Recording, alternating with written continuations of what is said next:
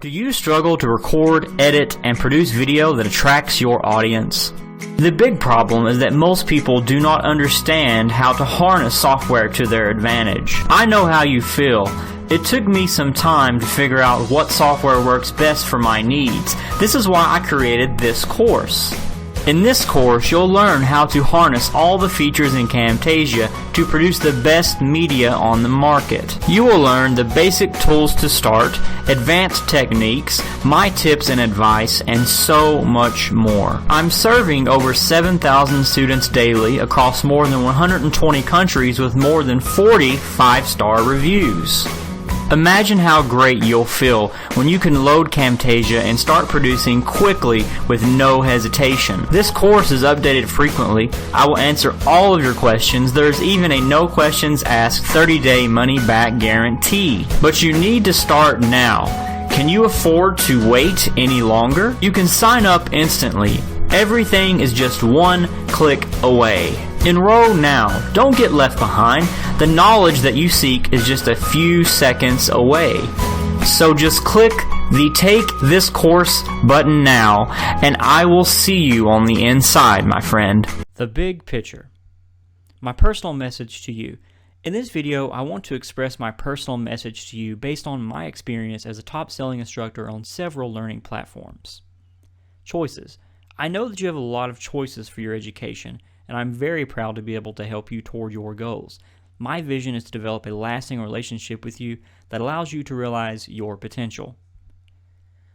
You can do this. The sad truth is that a lot of people talk about doing something. They may even invest in something and have the best intentions at that time, but something happens shortly afterward.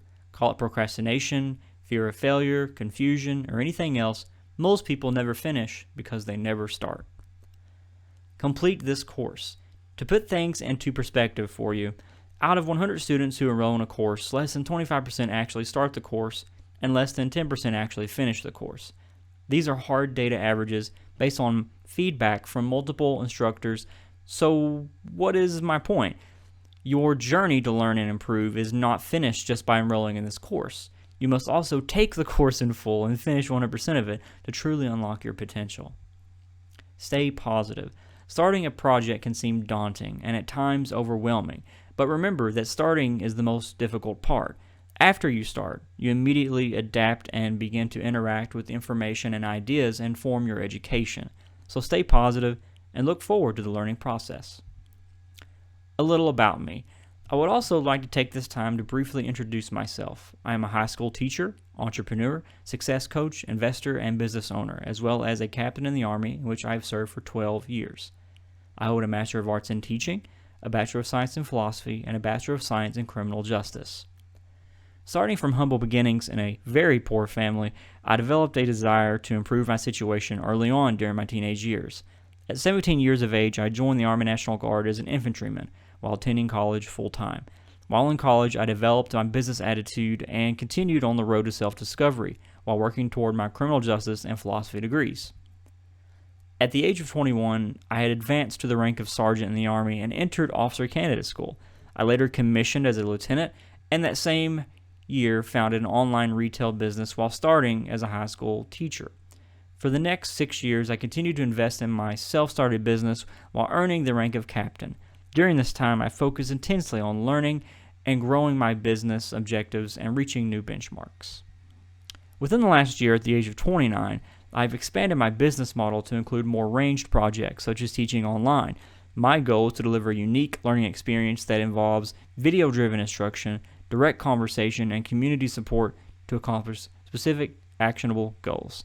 I'm honored to teach a base of over 10,000 students across over 130 countries with more than 150 5-star reviews. Although I am the primary teacher, beginning and closing instruction and filling gaps in learning when needed, I am honored to be able to sometimes work with several different business partners who serve as subject matter experts or technical instructors in their field. I am confident that together we will deliver content that is of the quality you deserve. Reviews and ratings. As I continue to create and improve courses, feedback is important. If you have positive feedback, please post a review of the course. If you have issues or a negative experience, please contact me directly first and give me an opportunity to resolve the problem. I think it is critical to make every student experience a positive one. Communication. If you ever want to talk to me for any reason, whether it be positive or negative feedback or even business opportunities in the future, there are many ways to reach out to me. However, if the conversation fits a public viewing, you can always post your comments in the discussion board of this course. Either way, I try to respond to all comments as quickly as possible. Finally, thank you. It means a lot to me that you elected to take my course and invite me into your life as a teacher. I will not let you down. If you ever need anything at all, just post on the discussion board or message me. Once again, thank you so much.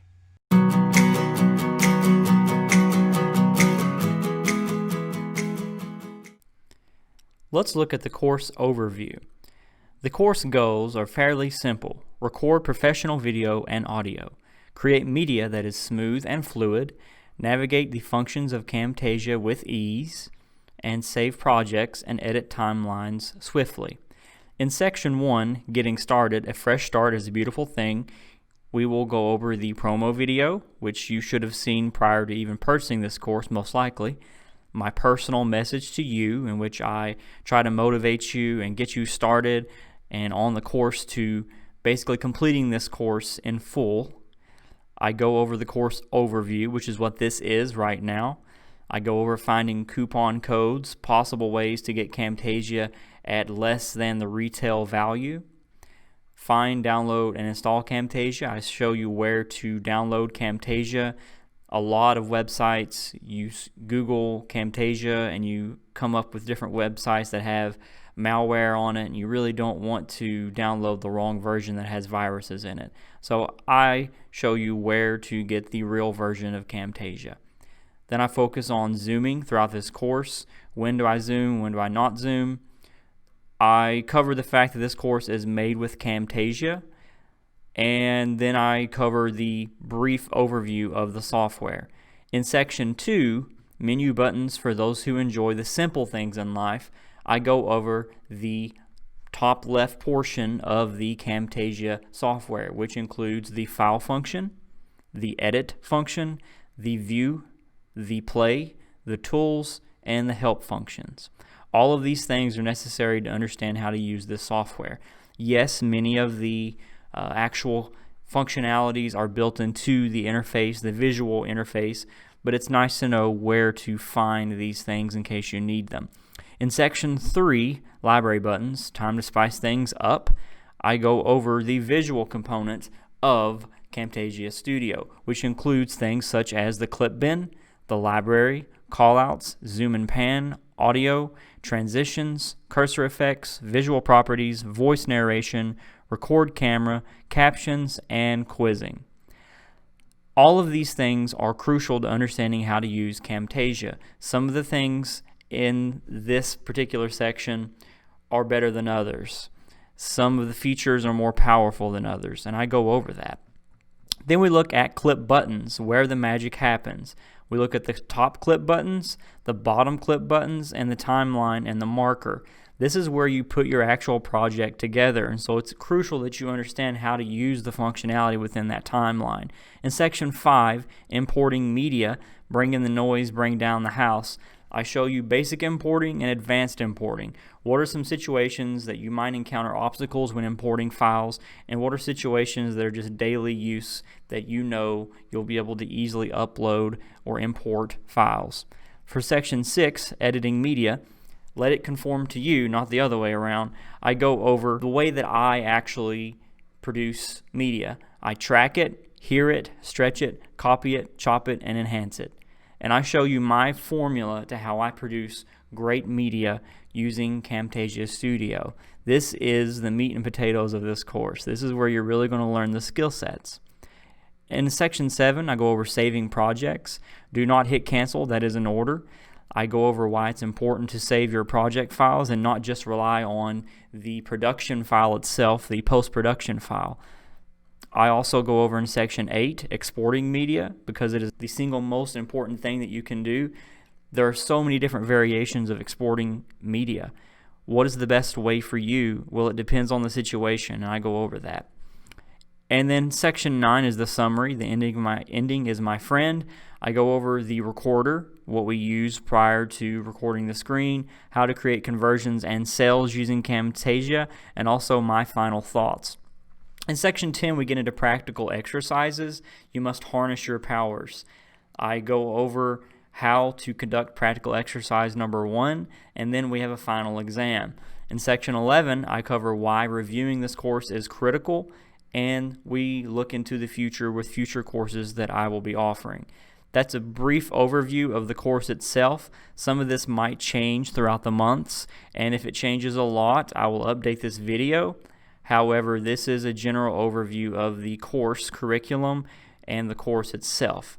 I look forward to seeing you in the future lectures. Thank you so much.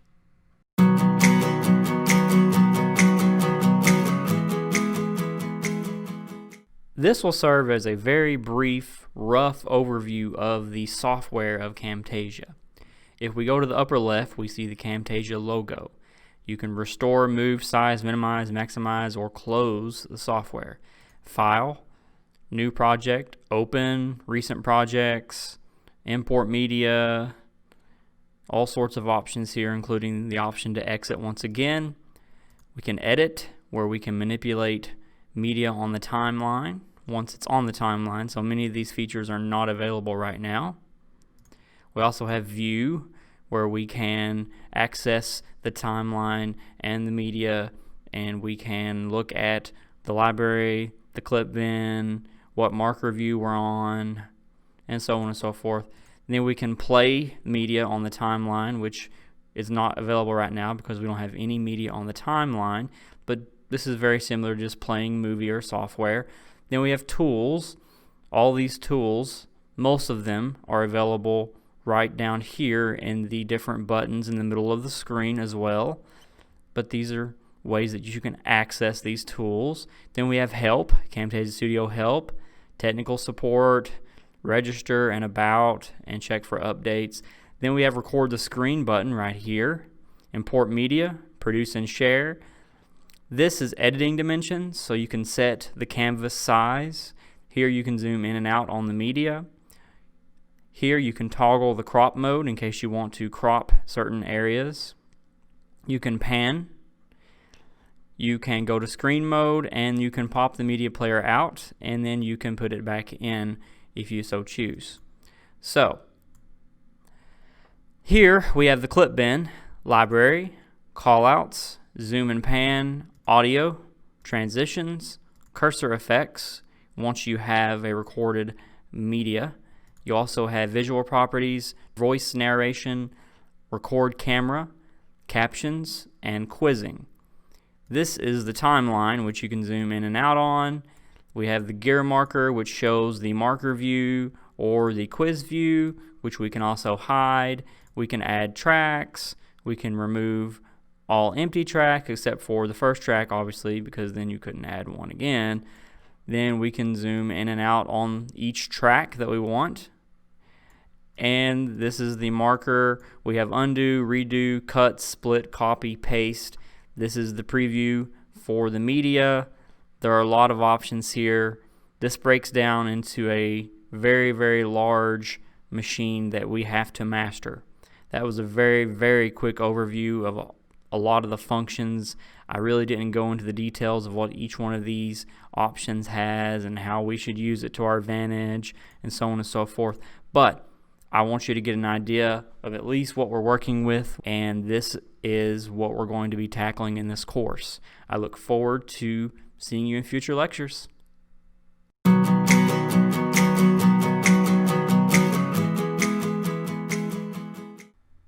If you go to Google and you type in Camtasia coupon code, you will get a list of different options that you can look at. The most popular, one of the most popular, Retail Me Not, has different options for Camtasia. $30 off, $120 off, and certain things have to apply. I know that if you're an educator, you can get a nice discount. If you are a student, a college student, or what have you, you can get discounts. So I do recommend that you Google Camtasia coupon code and check out at least the first page and all the different options available for possible discounts. So this one seems nice. 70% off new TechSmith special offer, save an additional 20 to 70% when you buy 5 or more licenses. So some of these things have limitations, but you will find things that are nice. TechSmith education discount, save 25 to 40% on any software at TechSmith.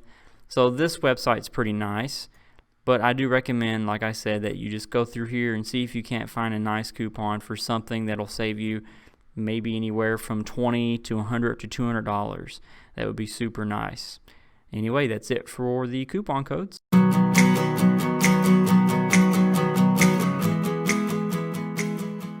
If you go to techsmith.com/Camtasia, you'll find the landing page for the software. Or, if you can't remember that, you could just go to Camtasia.com and it'll take you directly to the same website. So here we have the landing page, which briefly introduces screen recording and video editing. We have Camtasia, Overview, Features, Upgrade, Windows Extras, Free Trial, which does have limitations, by the way. That's the reason why it's a trial. You can buy for the PC or you can buy for the Mac. It goes on to illustrate your point with video features, going over the fact that you can record it all, create dynamic videos, and share your work. You can share it in the classroom by motivating students, informing parents, and enhance learning by creating video lessons for viewing anywhere on nearly any device, or at the workplace. Make customized video reports for clients, internal training videos to get new employees up to speed, or record sales presentations to share across your company. It has a brief overview of how Camtasia can help you, and step-by-step tutorials, free tech support, and getting started guide. It has a breakdown for Windows and Mac.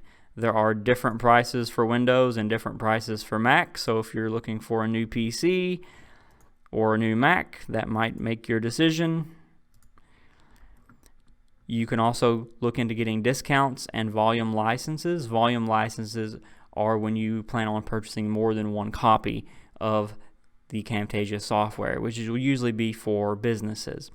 You can also get education, government, and nonprofit pricing, which I recommend you look into.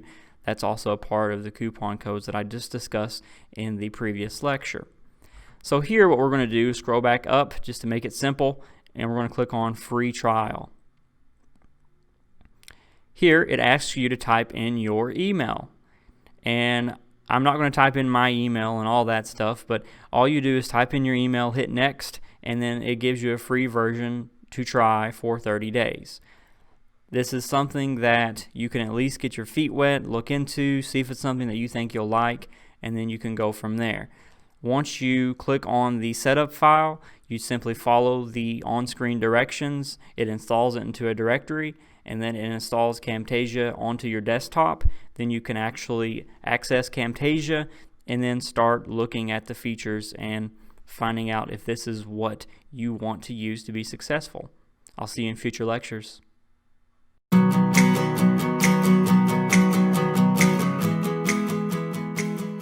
So one of the features that Camtasia Studio has is the zoom and pan function.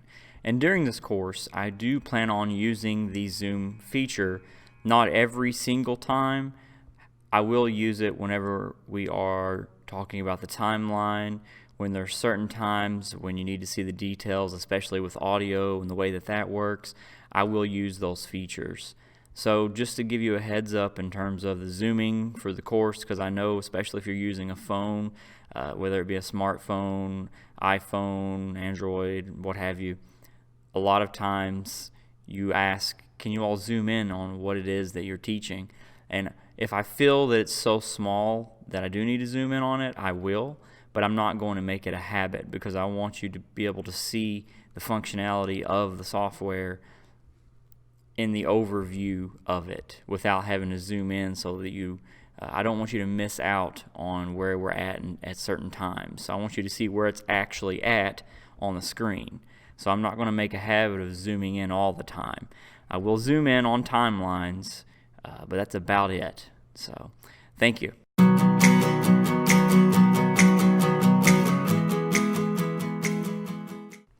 So you're probably wondering, did I use Camtasia Studio at all to make this course? And the answer to that is yes, I use Camtasia Studio for 95% of this course production.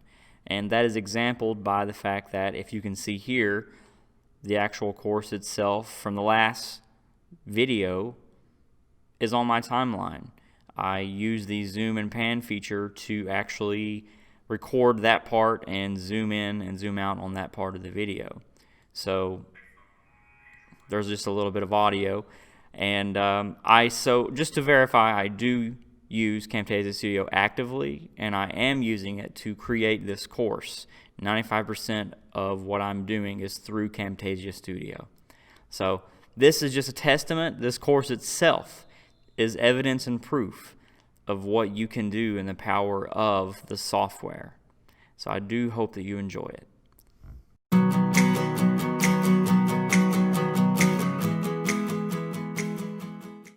Okay, so let's get into the meat and potatoes of this course. The first thing we're going to go over is the file function. So if you click on File, you have New Project, and when you click on New Project, it asks you if you already have an untitled or a previously saved project, whether or not you want to save changes. So you can decide. In this case, I really don't want to, so I'll click on No, and then it opens a brand new slate, a fresh start. So that's what happens there. Then you click on Open Project. You can go find that project again. It's very simple. You just got to track it down. Recent projects, I can click on a project that I was editing previously. However, one of the problems there is if you move the files, especially the source project file, it'll give you that error. So I'm really quick to edit my videos, produce it, and then put it on the desktop, and then upload it to Camtasia, or rather upload it to Udemy. So I really don't get into the loading projects too much unless it's something I want to keep for a long period of time. So then we have saving projects. So once we have a project that we want to save, you just click on Save Project. And if you don't have it titled yet, it will ask you where you want to put it and what you want to title it. So in this case, I'm just going to go ahead and put in the number 1, and I'm going to hit Save. You've just saved your Camtasia project. If you'd like to continue editing this project at a later time, open the project file. To learn more, then visit this article.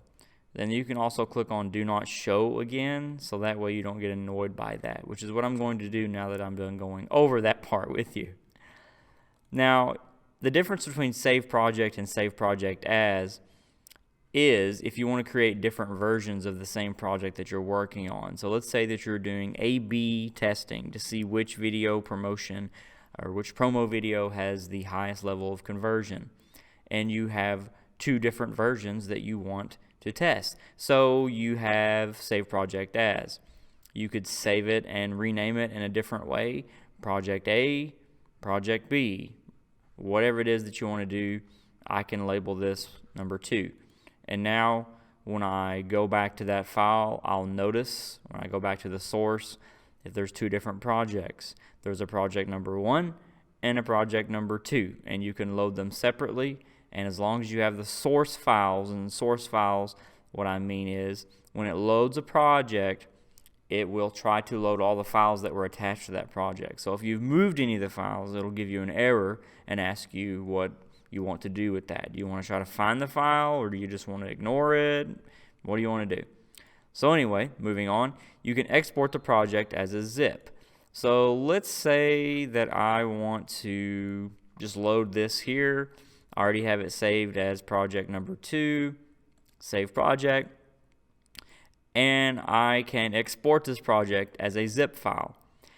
Zip has become very popular, especially because zip you can actually make a security function for, and you can make it to where you have to have a password to log in, and that might not apply to a lot of you, but if you're especially using a public environment, if you have a family that's very nosy, if you're working in a work environment and you don't want your colleagues to see what you're working on, you can label this separately as a zip file, and you can put a security file on it, a security code rather.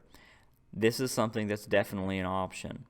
And I would say that you can download the free version of WinZip, but eventually, after the 30-day trial period, I do believe, they do start kind of nagging you, hey, you need to buy the real version. And the real version, the full version, has a lot more features built into it.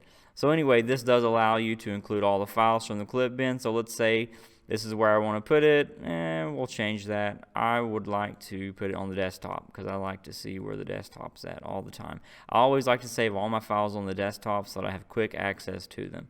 So I'll click OK, and I only had one very small MP3 file, so it immediately saved it. And now it is available as a zip file, all zipped up and ready to go. I can put it on a USB. I can put it, I can save it to the cloud. I can do whatever I want with it, and all of the contents are there. So that's really, especially if you have a project that you know you're going to be editing constantly, or maybe you have a frame of a project that you're going off from, and you just want to load the project and then save each project differently as that version, and then keep loading the template. That's a really good scenario to keep your source files. So now we have produce and share. So the song for this course is Shine the Light. Anyway, moving on. Right now, that's what it is. It's simply a track. So if I were to produce and share this, it would be nothing but a blank video with Shine the Light music. So if I click on produce and share, there's a whole lot of different options here. And I'll go into a lot more of these functions later on. But because I only have audio, it's only giving me audio options. So let's say that I move on for the sake of brevity, and I will go back to that in just a few seconds. Then we have produce special. I can export audio, or if I had video, I could export the frame of the video, or I could export the entire selection as a certain file type, which is something that is convenient in certain scenarios. Sign in, that applies once you create an account. After you've purchased the software, you can create an account with Camtasia through TechSmith, which is the company that created the software, and they have storage options for you, and you can store your files in the cloud through Camtasia. This is especially good if you have one of those Chromebooks that doesn't have a lot of space on the hard drive itself. The cloud is becoming more and more popular these days. So TechSmith does give you that opportunity, even though there are also free softwares and free cloud computing options such as Google Drive, which gives you quite a bit of storage space already as well. So TechSmith does give you that option, and that's something that you can use. Then we have sign out. Obviously this is not available yet because I've yet to sign in, but if you were signed in and you wanted to sign out for whatever reason, you can do so. Import media, I just did that a few minutes ago. Import media, I can bring in something, so I'll bring in the video for zooming equals sometimes. I will attach it to the track, and there we go. Now we have video. That's very easy. You can import the media. You can bring in any sort of media that you need to bring in order to create the environment for Camtasia that you want. Now we have import from Google Drive. So I'm just going to click right here. Let's say that we have a bunch of files on Google Drive, and I wanted to save my media from my phone onto Google Drive and then export it from Google Drive into Camtasia. You do have that option, and you just click on this and you log in with Google Drive, and then you select the media, and then you go from there. So Camtasia does have a lot of flexibility. You don't just have to have an account with Camtasia in order to load project files from the cloud. You do have that option. You can also import directly from Camtasia's account that you have, and that's if you want to do that. So they do have those options once again. Those are things that are convenient. I recommend Google Drive, but I'll get into more of that later, probably in future courses. Recent recordings is a very awesome feature. This has the most recent recordings of what you've done. So I can click on this and it'll automatically load something that I recorded just a few minutes ago. And it brings it all and it wraps it in, and I can hit play. Now obviously the timeline is a little messed up right now because I have the music playing and I have this video playing, but I'll go over that in the near future about how to arrange your timeline so that it makes sense and it looks professional. So I'm going to actually hit Control on my keyboard and Z, and I'm going to undo what I just did as an example to make sure that everything looks clean. So anyway, this is nice when you just want to snap back to your recordings and load something into the clip bin. Now we have library, import media to library. So the library is right here. I'll go over a whole bunch of this later on in the next section. But let's say you have a file, maybe it's your watermark, maybe it's a logo, something that you want in the intro or the exit or in the middle, a copyright watermark, something. You can load it to the library of Camtasia, so that way you can quickly access it. That way you don't have to always click on import media and then go track it down. It could be available here. It could be available in the library feature. So that's something that's really nice. You can create a new folder in the library and start labeling things and put that in there called custom things, logo files, music files, so whatever it is that you want to name those things. I'm not going to go into too much detail on that. Then you have export library. So right now these are just the default assets of the library. So it has music and it has themes. So if I wanted to export all of those things, I could do so. And it will export it as a zip file. So as you can see, it has the .zip right there. It will export it as a zip file, which you can access. And you can actually access zip files by right-clicking and clicking on open, and you can still look through them. So you can still use the free version of WinZip to access files, but really to get that flexibility and that power of WinZip, you do need to have the full version. But I'm getting off track. Import zipped library. So let's say that you went ahead and you exported your library onto one computer that you have at your work or your house or wherever it is that you're at doing this, and here you are and you want to load this project again a week later. You want to get a fresh start. You're motivated. You want to start again. So import zipped library. What you do is go back to that file, you import it, and voila, there's that library again. It loads on a different computer. Whatever it is that you need, it will load it. It will not only load the default assets, but it'll load the things that you put into the library. And that's something that's really cool, especially if you're working with a lot of coworkers and different computers and things like that. Get media online. This is how you find basically more media that you can use.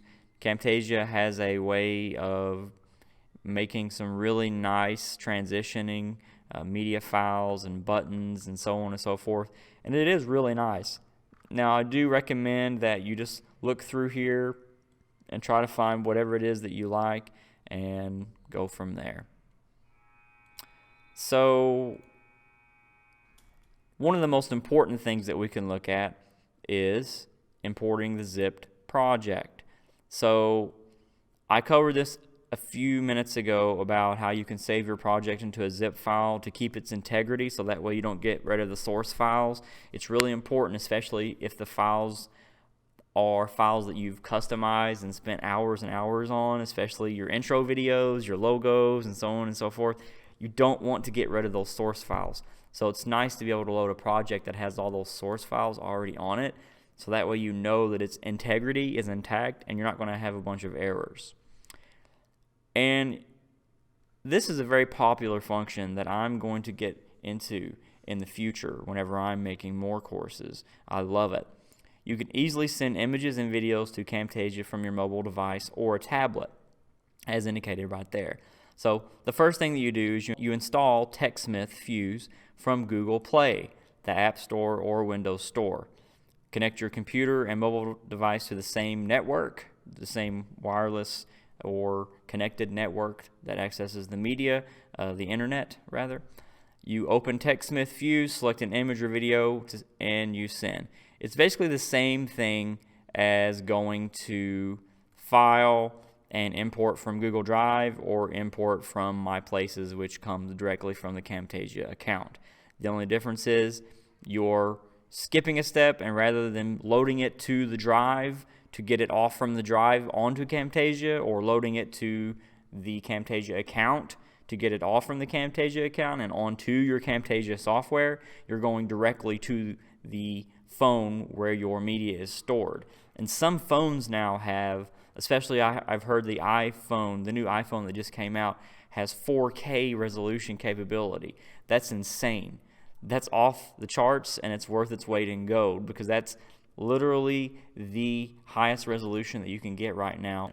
So there's a lot of video that can be recorded using smartphones now that is better video than most camcorders that you can buy at major retail outlets, and that is worth its weight in gold. So if you want and you choose to make your videos that way, then you can certainly do that, and you can use this function to upload them directly.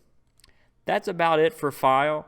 So other than that, you can choose to exit the software. If I go to exit, it's going to ask me, would you like to save changes to the project file? Depending on how much I've worked, I may or may not save changes, or I can hit cancel to reverse that decision and continue working. So other than that, that's File in a nutshell. That tells you everything that you need to know. One of the major things that I'm going to go over in the near future will be importing media, and also whenever you produce and share. So here you can see, as I've loaded the video on the blackboard there with the hand, it has a lot more options. It has video options, MP4 with Smart Player. Camtasia loves to produce files in MP4 format because it's the most popular and universally decoded format. So that's something that I'm going to talk about in the near future. So don't get too caught up in this function once you click on all these things. I'll help you out there. Other than that, I hope you've enjoyed this, and I look forward to seeing you again.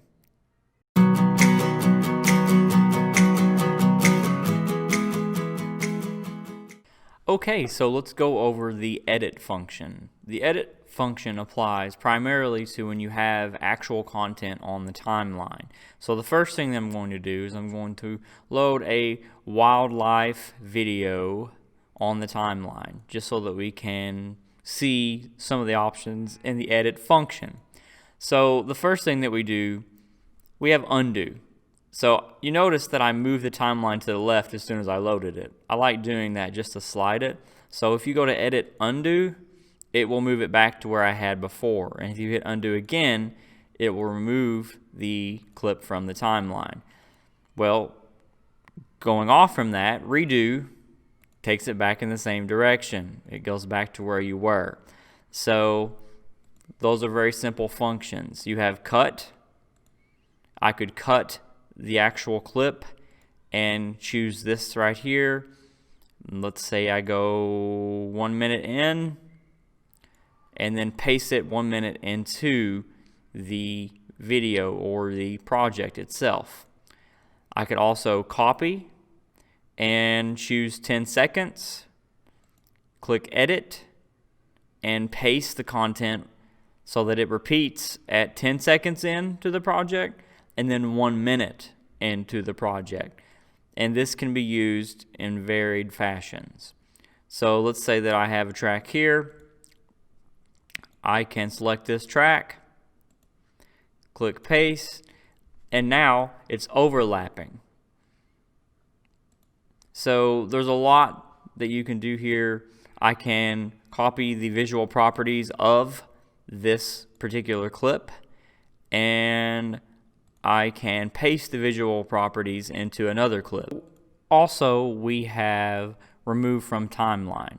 And remove from timeline acts up often it's difficult to get it to actually appear. So the best thing to do if you want to remove something from the timeline is to click on it and then hit the delete button. And as you can see, it went away. I'm going to hit Control on my keyboard and Z as in zebra, and I'm going to undo that and put it right back where it goes. We can also remove from clip bin. So for example, I click on this picture, I click on edit, and I remove from the clip bin. It's going to give me an error because I have the actual picture in the timeline. The file is in use on the timeline and cannot be removed from the clip bin. Remove the clip from the timeline, then try again. So if you want to do that, you could either go to edit and remove from timeline once you select the file, which in this case I'll try that, but as I said before, it sometimes is a little glitchy, for lack of a better term. So you can just click on the actual content and hit delete, and it will do that, and then from there you can remove from the clip bin. I'm going to hit Control Z and then Control Z again to reset that. You can also split. So this is an audio file, shine the light. So let's say that I click on the 1 minute mark and I want to split the audio. There you go. So what was one file is now 2 files on the timeline. Control Z to put it back where I just moved it, and then Control Z again to unsplit it.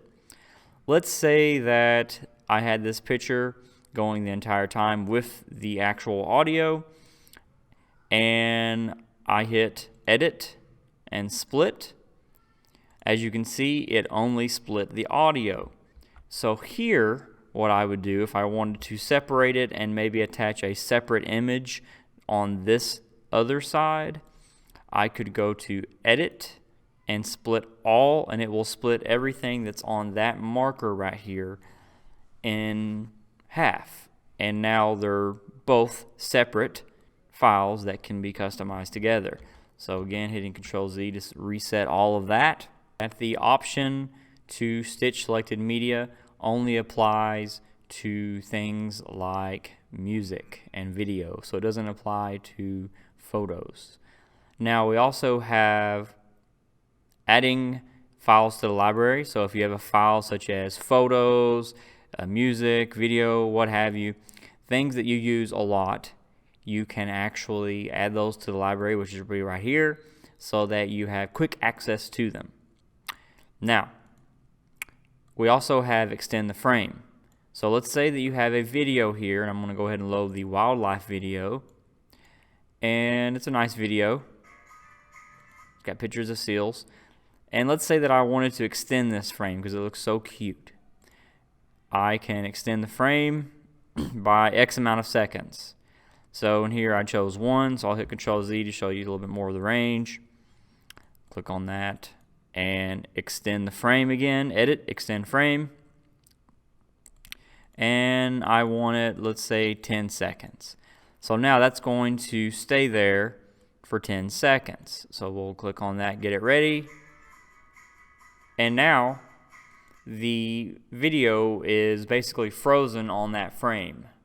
So this is really good if you're doing an instructional series and you want to stop and you want to add text or information or ideas.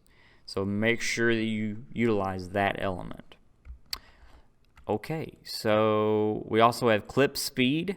So I click on this and I can adjust the clip speed at 100% or 105, 106, it doesn't really matter. I can make it go at 50%. So here I'm slowing it down. I'm slowing down the speed there, and so on and so forth. So you can adjust the speed based on what it is that you're doing. Now we have duration. So I can set the duration of an image to much longer than what it's indicated. One of the things I would suggest is, rather than doing that, just sliding on the timeline. Now, I am going over all of the different options that are available up here in File, Edit, View, Play, Tools, and Help. because it's important to understand their functionality. But there are a lot of things about this program that allow you to basically work within the timeline. So keep that in mind whenever you're working with Camtasia Studio. Don't always just approach things from the Edit, View, Play Tools Help file area. We also have Generate Keystroke Callouts, and you can do that while you're recording a video like I'm doing right now. If you hit Control Z, and then later on, whenever you're actually producing the video and you're editing it, like I'm getting ready to do in a few minutes, you can actually click on Edit and Generate Keystroke Callouts, and it will go back and it will fetch the information that you put into the keyboard into something that you can visualize on the screen for your viewers. Now, I can't show you that right now because in order to do that, I would need to stop recording. But just remember that while recording, you can hit keys as long as you have that function enabled to add shortcuts for keyboards. Whenever you stop recording, you can generate keystroke callouts, edit, generate keystroke callouts, and then it will bring back the information that you put in to the keyboard. We also have captions. You can import captions, export, remove all, and sync captions. Those are very nice if you want to sync data and information. You can have markers. You can add a timeline marker. So in this case, that's marker 1. And let's say that I want to add another timeline marker. These could be different chapters of a video that you want to make. So that makes that very interesting, and you can organize, especially if you have a really complicated project. You can split at all markers, remove all markers. So in this case, I'm going to remove all the markers, and make sure you only do that if you really want to. We also have Smart Focus. Smart Focus applies to automatic zooming and panning.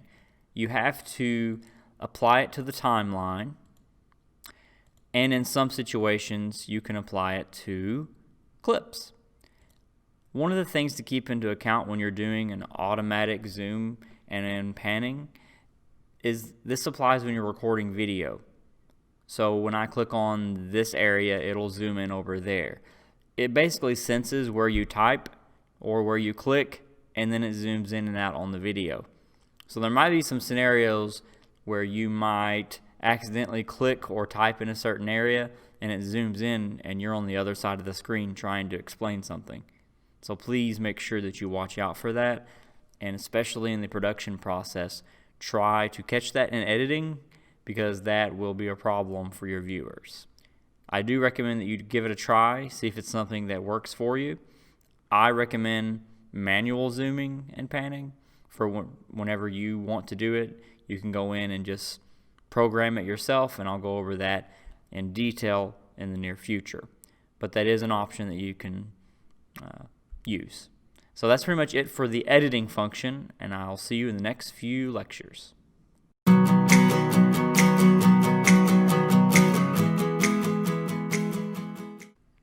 So now let's go over the view function. With the view function, you can choose to go to View, Library, or View Clip Bin, or you could just click on Library or Clip Bin. So that's pretty self-explanatory. Then you can go to Show Marker View, which allows you to establish basically chapters or sections in your timeline. You can also click on that and go to Hide Marker View. If you have Marker View enabled, you can also hide Marker View from the marker's timeline itself. We also have Show Quiz View, which is very similar to the marker timeline view, except it involves actively quizzing during your content. This is the first time that I've mentioned quizzing, so I will throw out a disclaimer. I highly recommend that you do not use quizzing on Camtasia Studio. It is way more complicated than it needs to be, and it really is not going to benefit you that well, and it won't benefit your viewers that well as well. But if that's something that you do plan on using, I still will cover it briefly in this course. I just don't recommend that you use it. You can also hide the quiz view. We can also hide captions or show captions just in case we have them. You can also go to project and project information, and if you have a very big project that's going to be worked on by a company with several employees, you can actually give yourself rights. You can title the project, you can put in the subject, category, the date, format, all this information you can type in. Source, resource type, coverage, so what's covered in the actual project, how is it related to what you're covering, what are keywords that you can use for Google Analytics and metadata, and the description of the project. You can also go over who the creator is, which in this case would be myself, so I would type in my name. Contributor, in case you have someone helping.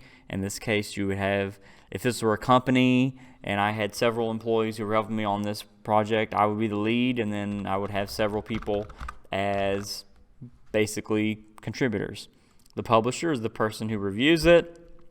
Email, homepage, rights management, additional info. And then we have iTunes information if you want to have that as part of your project. So you can block from iTunes podcast directory, contains explicit material. You can figure out what category and then give a summary of it. So this is something that you can get into, especially in the market, and it might be something that you could look into. I don't really do that. I think that it has a lot of complexity to it, so that's not really something I get into. But that's definitely something you could get into. So that's pretty much it for the video information options, and I'm going to reset some of those fields so that way this project doesn't look so weird and with random typing on it. We also have Canvas. So within the actual canvas itself, we can choose to undock it, or we can also zoom back and attach it. And whenever we have a video, so we'll go ahead and go to videos, and we will bring a video up and throw it on the timeline really quickly so we can view on the canvas at certain percentages. So if I wanted to look at the top of their heads, I could do that. If I wanted to zoom to fit, I could do that. I could zoom to fit on the timeline. I could zoom 300% and get even closer. So now I know what I'm working with here. I know what everything looks like, and that's the zoom to canvas. And as I mentioned earlier, we can zoom in and out on the timeline. I recommend that you use this, the slider, which allows you to basically adjust where you're going. And it's just so much faster, but I just want to go over these things. You can zoom to the selection, or you can zoom to maximum, which basically zooms it in the maximum possible way so that you can get every second out of this. So if I click play, watch how fast this goes by.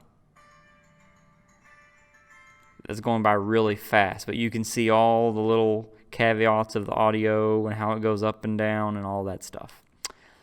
All right, so now we have timeline snapping. And timeline snapping basically involves clip edges, playhead, markers, and quizzes. This is something that you can enable or disable based on what you use. So if you don't use quizzes, you can disable that. Timeline snapping allows you to get to that part of the timeline quickly. That's pretty much it for the view function. I'll see you in future lectures.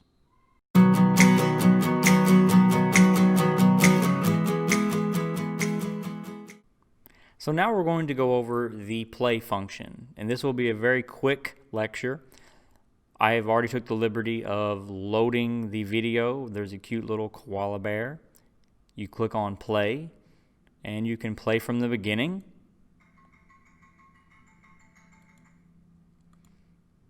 Or we can go back to the koala bear.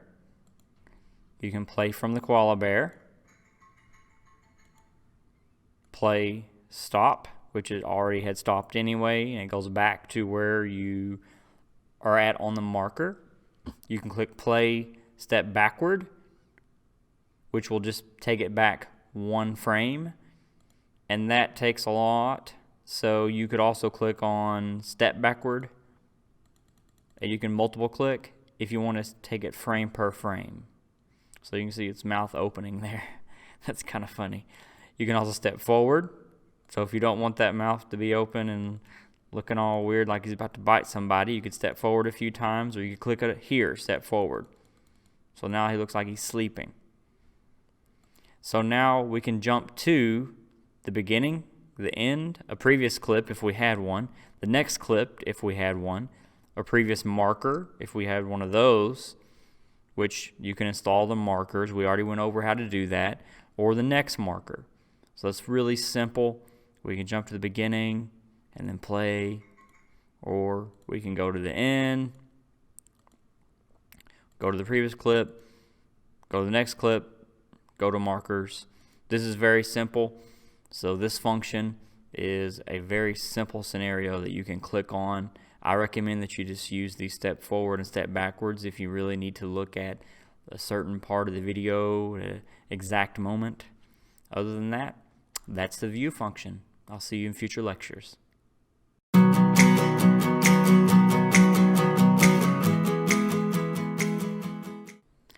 Okay, so let's go over the tools function. With the tools function, what we want to look at is recording the screen. So that I'm already doing. We can record via PowerPoint. So as long as you have Microsoft PowerPoint, it will basically connect to that PowerPoint, and you can record the slides as you are going over the PowerPoint. Here, this is simply the actual file or the actual button to click on to go to certain areas. So you have voice narration, record camera, audio, zoom and pan, and like for example, zoom and pan. It's right there. It's also right here. And a lot of these things are also here. Tools has all of these things available for you, so you can click twice or you can click once. But this is where you can find it. You also have Studio Tools, Camtasia Recorder, Menu Maker, Player, and Screencast.com. So Menu Maker is very interesting. You can basically make your own little interactive menu. And I won't go into all the detail of that, but you can definitely have fun with that. You also have the recorder, which is what we're doing right now. It's already active. Here it is. I just brought it up. I clicked on it, so it clicked on the active version. And then we have the player, which is right here. It's also here. I'm going to minimize that. Then we have sharing, batch production. You can add files and projects. You can add a lot of different files, so that way you don't have to click once and add and click once again and add and click once again and add. That takes forever. So you can add a batch amount of files or remove them. Then you can upload media to FTP, which stands for Forward Transfer Protocol. And you can use programs like FileZilla to do that, to a WordPress site or something like that. Then you have speech properties. So speech recognition, what version you're using, the profile. Here it has the microphone, so it has the level. So obviously I'm speaking at a low level here. I don't want to get any hiss on the audio. I don't want there to be any feedback. Then we have text-to-speech, Microsoft Anna, so that's the actual default profile that's being used for the text-to-speech in case you do that. And then voice speed, and then use the following text to preview the voice. Preview.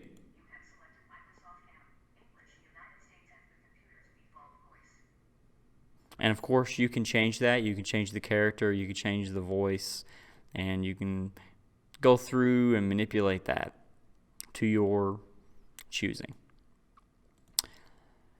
We also have options, which allows you to see all sorts of different things that you can adjust. You can adjust trimmed content and transitions, apply smart focus to clips added, so clips that you add to the clip bin and you import, you want to automatically try to apply smart focus. Lock smart focus to maximum scale. Use GPU acceleration if available. That has to do with the processor and the software and its performance level. Mirror waveform. Enable auto stitching, which basically involves once you split, it puts everything together in the timeline. Show notifications and auto save every, I like to say, 1 minute. Your library content, you can clean up the library. You can click on help. You can have transitions. You have partners.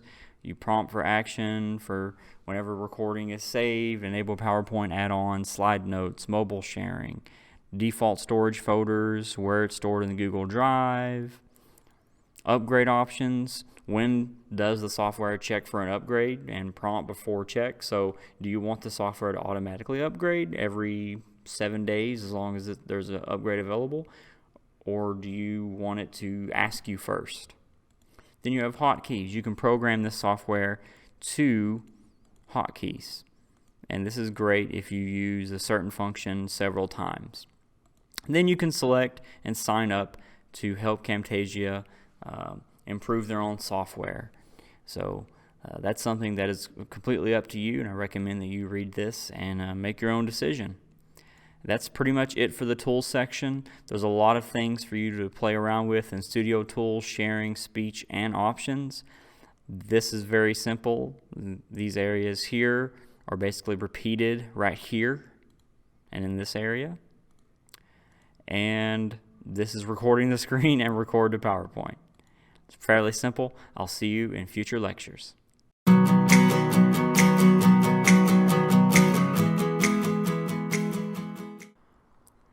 Okay, so let's go over the help function of Camtasia.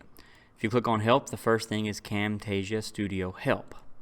When you click on this, and you can maximize it, it contains content, so how to record video, edit a video, produce and share a video, and references. And these are mostly not video tutorials like we're doing during this course. It's just photos along with step by step. This is what you should do in case you get lost. This is very, very helpful if, let's say, a few weeks from now you're doing something and you forgot how to do that and you just don't have time to go access my course. Then you can just go and click on the search and then type in something like cut and maybe try to find the how to adjust the clip speed, group media, markers. It'll talk to you about cutting and pasting and things like that. So this does come with faults, but it is something that's nice that they put together. We also have show welcome window. So every time you load Camtasia, this will come up as long as you have this checked. Show this dialog at startup. If you do not want it to show at startup, then you can simply uncheck it, which I'm going to do now. But I do like it because it allows you to start importing media immediately. You can load recent projects. You can start recording the screen. You can look at free training. You can look at the community, go to blogs, and questions, feedback, social media, newsletters. It's a nice little welcome screen to have. So that is something that you can turn off, which I will do there. We also have Open Getting Started project. So whenever you first install Camtasia, it will start off with this. And it will say, welcome to the new Camtasia Studio. And then it'll basically get started with going over some of the video and how things work. And it's basically a rundown of how Camtasia works, which is really nice. It's really well put together, but they don't really go into as much detail as I do in regard to Camtasia. It's just a quick rundown. We also have reset balloon tips, which basically means whenever you're going through Camtasia, there'll be all sorts of times when these tips come up. So just like that right there. And if you want to continue to have those just as helpful reminders, then you can go to reset and make sure that you get them as frequently as possible, so that way you can continue learning. I really don't like the balloon tips that much, especially once I'm done with them. So for me, there's no reason to reset the balloon tips. But if that's something you want to do, then obviously you can feel free to do so. You also have tutorials. It'll take you directly to the techsmith.com Camtasia Studio 8 tutorials, and it will go over preparing script, record your screen, saving files, explore the editor, all sorts of different things here, editing, audio, captions, interaction, other concepts, and then you have details regarding each of these videos. So these are nice. They are a little cut and dry. It doesn't really involve a lot of personality. It's just completely instructional, and it is something that is nice to use. So if you minimize that, you can go to technical support. So in case you ever have any problems with the actual software itself, which involves things like computer-based problems, maybe the computer that you're using has registry problems on it and you can't load it, or if you load something it gives you a bunch of errors, then whenever you go to the forum and you try to communicate with them about Camtasia, they're going to ask you to give them the details of your computer in terms of diagnostic information. So what you'll do is you will load this and you'll hit copy to clipboard or save to file, and then you can load that so that they can, or you can save it as an attachment on the forum so that they can look at a few things and just verify some stuff before they give you a really good answer. So that's helpful. You can also send feedback. This will load the techsmith.com feedback, and basically there's a lot of ideas here. 1036, recent activity. You can really get into the community, asking questions, giving answers. So it's something that's really nice. You can check for updates. It will connect directly to the server, and then it will respond. Usually you are running the most current version of Camtasia Studio. And if you have it to where it updates automatically, or at least asks you to update through the options, then you don't really have to worry too much about this. TechSmith on the web. So here, instead of just going to Google and typing in techsmith.com or Camtasia, you can just go to TechSmith Home if you so choose to find out some more information, maybe future products, so on and so forth. They do have quite a few things that are nice. You can go to the Camtasia Studio Home, which will take you directly to the Camtasia software.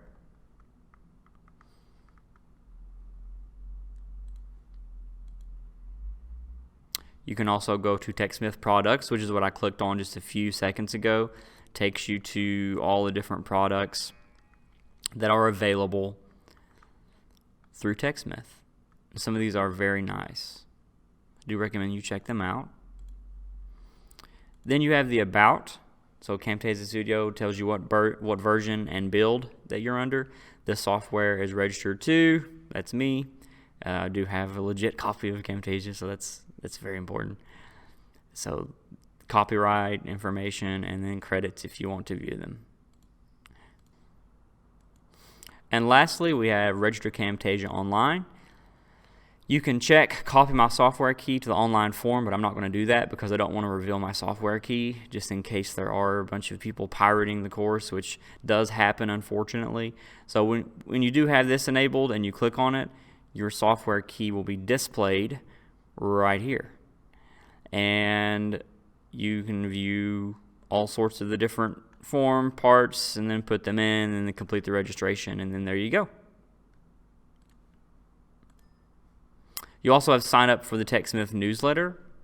So if you want to be informed of when there's updates, when major updates occur, what are they updating, maybe new products, a new version, new resources, what have you, you can sign up and simply provide your email.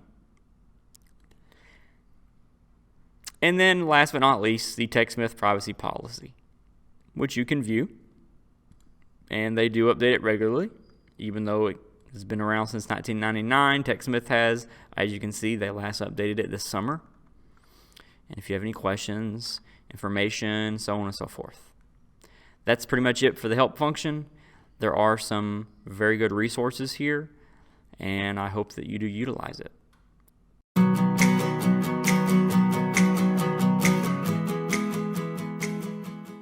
Okay, so let's go over the clip bin, which is located right here. I took the liberty of importing already by clicking on Import Media, and for example, I clicked on Wildlife, and we have an image, which I've imported. Also, if you hover over that, it gives you the name, the size, and the dimensions. So in this case, the photo is 763 kilobytes, and the dimensions is 1024 by 768, and the name of the file is koala. It also loaded an audio and a video. It also gives you video duration and dimensions as well as size, and same thing for the audio. It loads them in 3 separate categories. So image, audio, and video. It's really simple. The clip bin is basically used to organize your project. Now I want you to remember this. The clip bin is simply where you are accessing files to add to your timeline. I want you to remember, the clip bin is where you organize your source files. This is only the source files. This is not the actual clip. You take files from the clip bin and you put them onto the clip. For example, wildlife goes there. I could add Shine the Light right here, and it will add an audio track over it. So remember that a lot of people confuse this, and they think that if they remove something from the clip, then it should be removed from the clip bin. I can hit delete on the audio clip, but the audio will stay because I loaded it into the clip bin, which tells Camtasia this is something that I'm working on to possibly add to the clip. Remember that. If you want to delete something from the clip bin, for example, if I click on wildlife and I click remove from clip bin, it won't let me. And the reason why is because I still have that video on the timeline.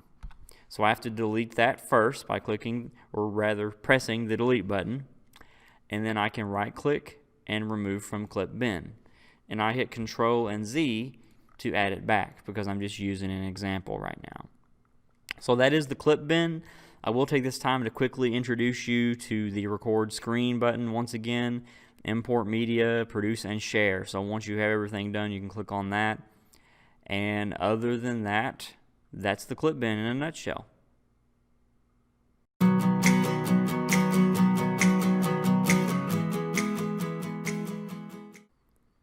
Okay, so let's go over the library. So the library is full of music and themes and title clips for you to use. It has all sorts of default assets. So the actual software itself comes with a lot of free things, and it's very nice. It has the full version of a song,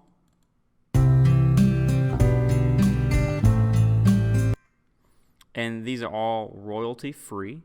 It has intro, long, medium, and short version. So each one of these songs has full intro, long, medium, and short.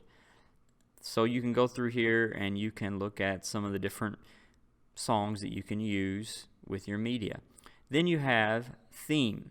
So here, one of my favorite things about Camtasia is that it comes with animated titles. And I love these. These are very good for instructional. They're very good for titling your video or your media, or even having cascading instructional series that goes from one title to the next along with images. You can literally use this to basically create a video instructional course. So I cannot emphasize this enough. It's important for you to know how to use animated videos. It makes everything look better. It makes your program look better. It makes you and your image look better. And you do have things like basic title. So if I double click here, it has a basic title.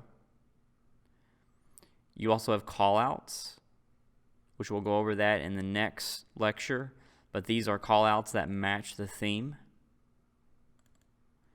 These are nice. But let's go over one of my favorite themes. My favorite theme is Crimson Complex. I think this is very nice. I do wish that the text would have been white rather than black. I think that the background is already rather dark. So you can change this to white font and you can make a really nice animated video there. And it also comes with its own basic titles and callouts. So it's important for you to know that you can also click on Get More Media. When you do, you get access to the library media for TechSmith.com Camtasia Studio. Here you can look at and play with all sorts of other things that don't necessarily come with Camtasia, but you can download them in zip format. So let's go ahead and do that now. So Eastern Sunset, I'm going to download that. It will download it as a zip file. I have fairly fast internet, so there we go. Now when I click on that, it will come up, import zipped library files. Yes.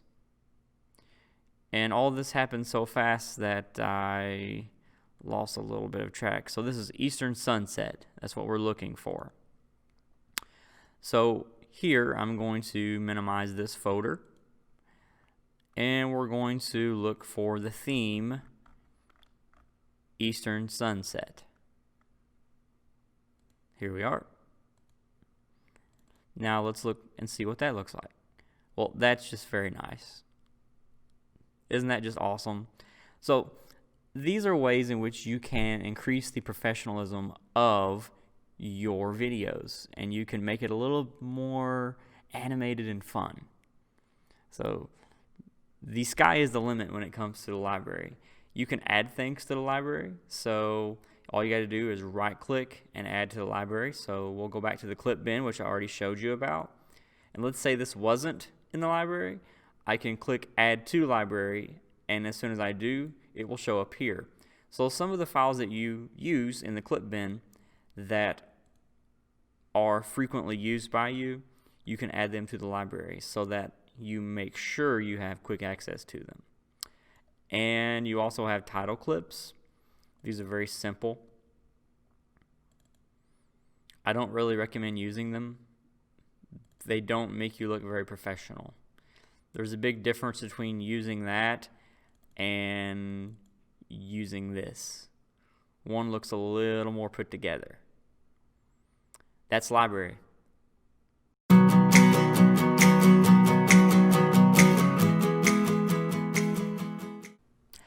So let's talk about callouts. The first thing we do is we go to callouts, and then we go to add callout. When we do that, as you can see here, we have this arrow pointing, and we can adjust the arrow. We can adjust how long it is and wide. And we could also add, for example, a text box. Maybe he's making a comment. And in this text box, we can type certain things. So here, we can type this, and for this arrow, we can type this. And there's a lot of different callouts that you can use. So we have green arrow. We have squares. You have all sorts of different things we can highlight. So we can highlight a certain section that we want. So focus on the eyes.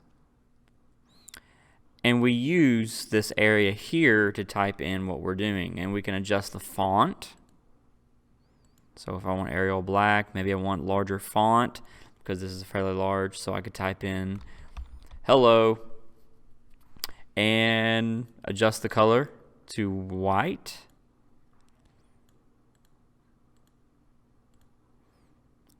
We can make it fade in, fade out. We can make it align to the left, centered, right. Very similar to Microsoft Word, some of these options here. So I'm not going to go over all that stuff. We can make it a hotspot, and we can make it blend in and out. So these callouts are great if you want to add information, especially post-production after you have recorded something. If you need to do something to correct something that you said or add additional information, you can do that, and it makes it appear as though you are indeed making yourself more professional. And you really are in those cases when you want to add callouts. It's something that's great to use. I recommend that you do that.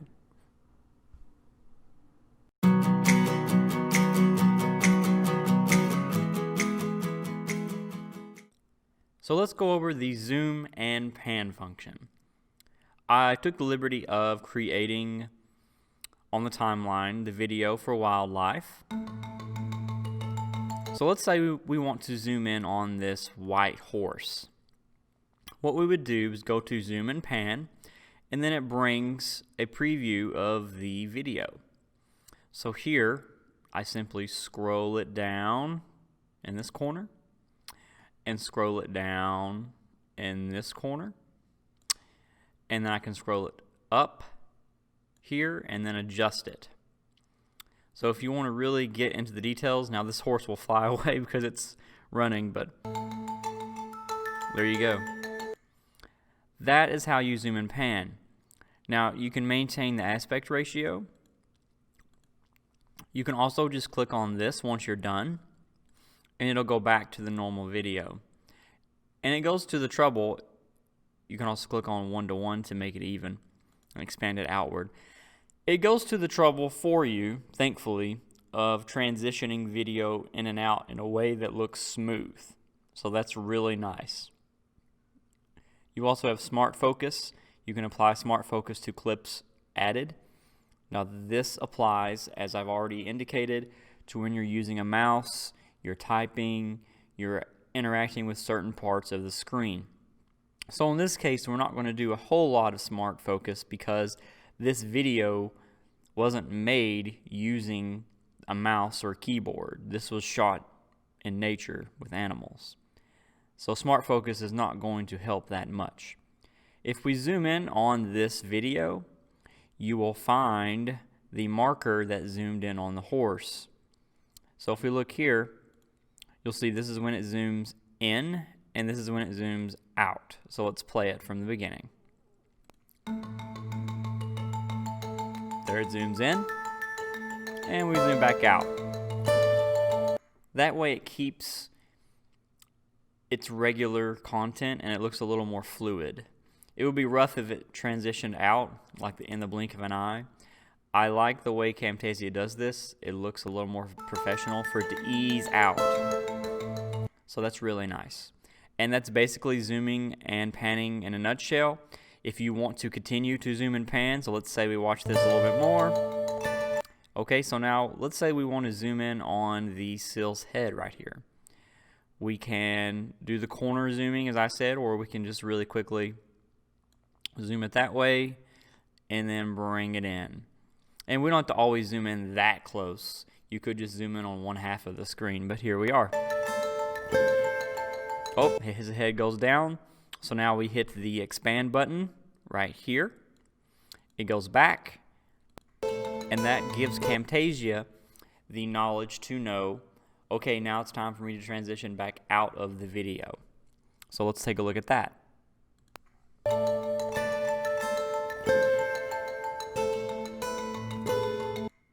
So that is pretty much zooming and panning in a nutshell.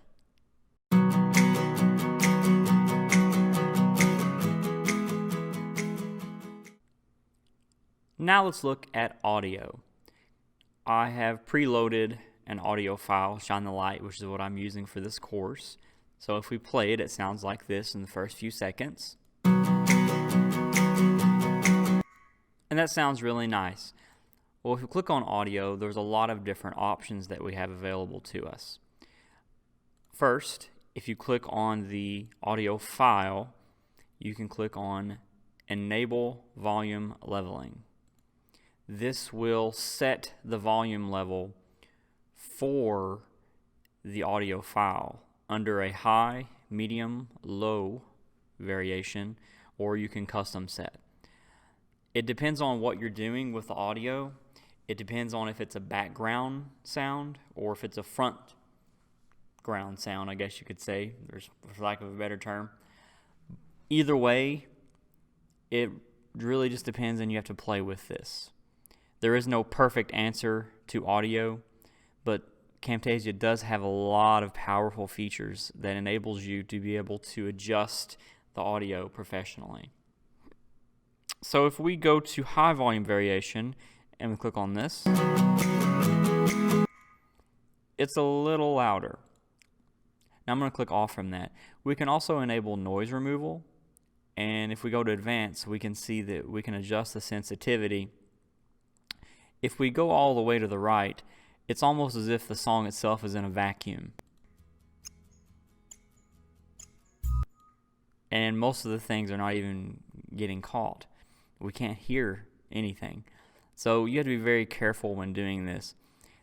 Noise removal should be used to remove background noise. And you should be careful about the sensitivity. If we adjust it all the way to the left, we're not really removing anything. So we might as well not even have the option checked. It's important that you find the right level for you that fits in that particular area, which is why I say you have to actually play with this audio. You can also remove clipping and remove clicks with the mouse. So you can play with that as well. You can mix to mono. If you don't have dual speakers, you can make it as though it's coming from one speaker and one sound as opposed to dual or multiple audio. And you can turn the volume down and up. Let's say that in this case, I'm going to play the music. For me, let's say that's too loud, and we're going to, at this point, we're going to volume down. So what I'm going to do is I'm going to highlight that field, and I'm going to volume down those areas. Because maybe I'm talking during that. I've already clicked this 5, 6 times, 7, 8. So let's see what the difference is between the first few seconds and that area that I just volumed down.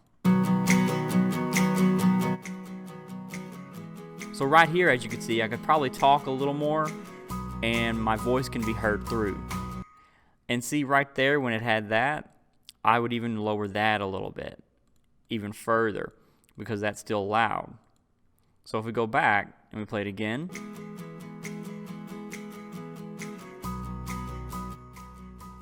there you go. That lowers another step.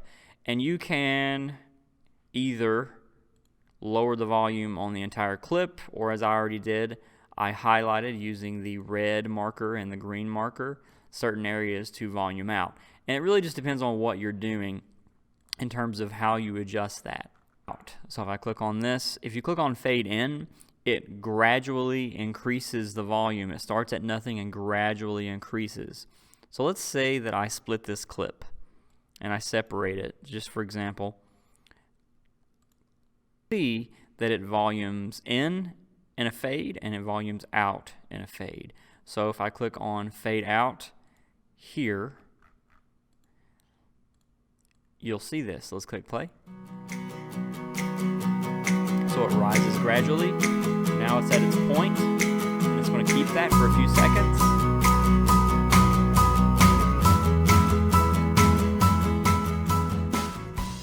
And then we fade it down. This is great for introductions or conclusions. Let's say that you load something and you absolutely hate the audio track to it. Maybe a video that has a whole bunch of background noise, people yelling, you don't like it. Then you can click silence. It removes it. You can also remove audio points. So where I just had all of these points here, what I can do instead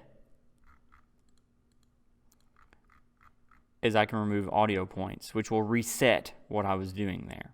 So you have to be careful. And at any time, if you mess up and you have to go back or something like that, you can hit Control Z and it'll return where you were. Now keep in mind, when you have your audio points, you can also adjust this. So let's look at the timeline here. We're going to zoom in. You can adjust how this gradually fades in and how this gradually fades out. So let's do it this way. Let's put it at a constant fade. You reach the peak and then you go right down. So it's climbing, climbing, climbing. Hits the peak, goes down.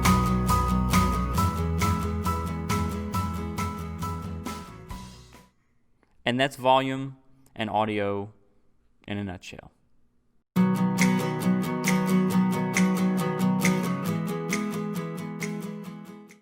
Now we're off to transitions. If you click on the transitions button, you'll find all sorts of different options. Blinds, checkerboard, fade, fade through black, and there are a lot of options. I typically just used fade and fade through black. So just to keep it simple, let's just go over a few things. You can apply checkerboard here. So this is the wildlife video. Let's see what it looks like. If you don't like that, you can simply click on the transition and hit delete, and maybe add a different transition. I like to keep it simple, so I simply attach the fade.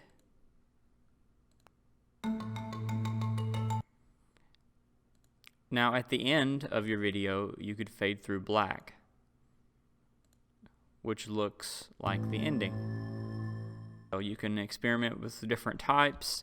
If you wanted to, you could split this clip into different versions, and you could apply a transition here, a transition here, and a transition for each part of your clip. I invite you to basically play around with this and find what transition you like the most, and that's transitions.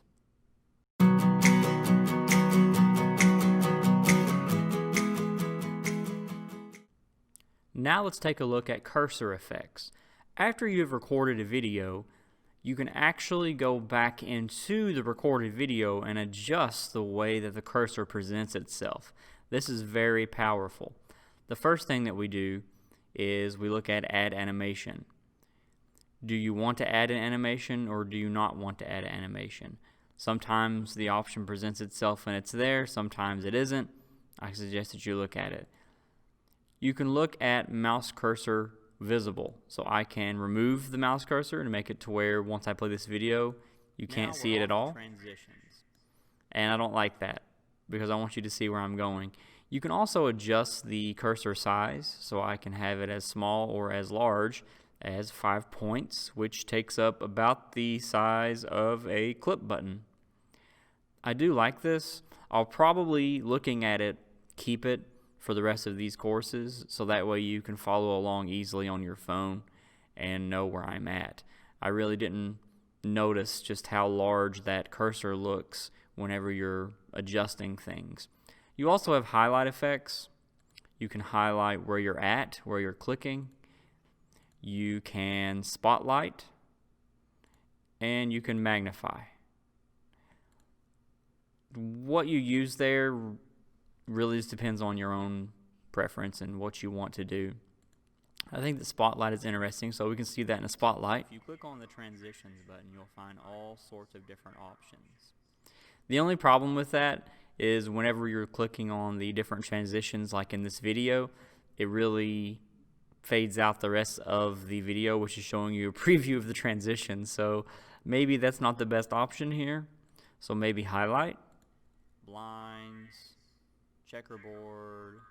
In this case, I have the cursor so large that I really don't even need the highlight field. And magnify also won't work because, well, I don't need to magnify on these parts. Fade. It just doesn't look good. So in this case, I could click none, or I could adjust my cursor size to maybe 2.5. Close. And then highlight. That might also work. Through black. and there are a lot of options. So those are different options for highlighting. We can also do the left click effect.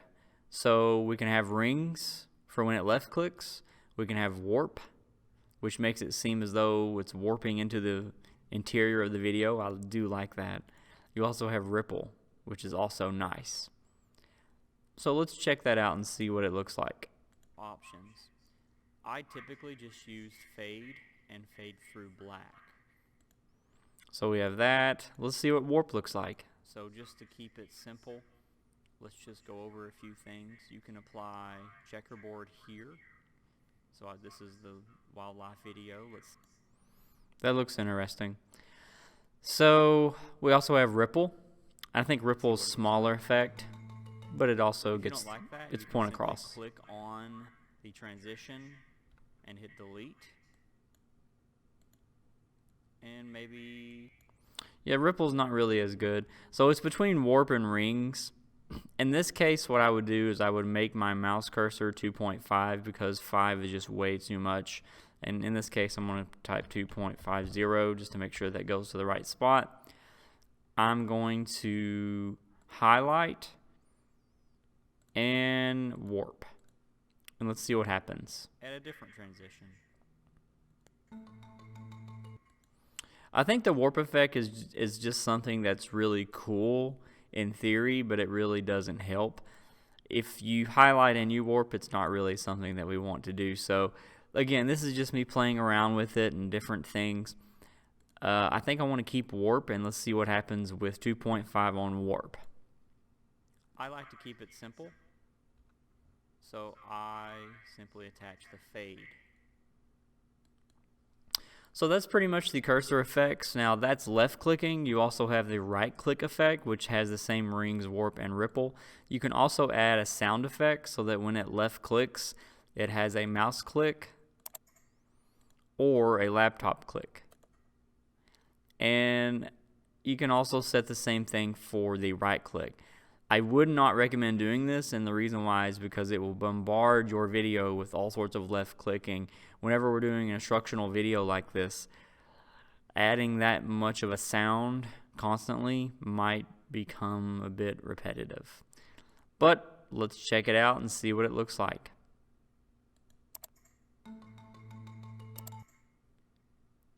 Now at the end, so as you can see, there's a lot of clicking there, and if we look further into it, using the other feature, end of your video, you could fade through black,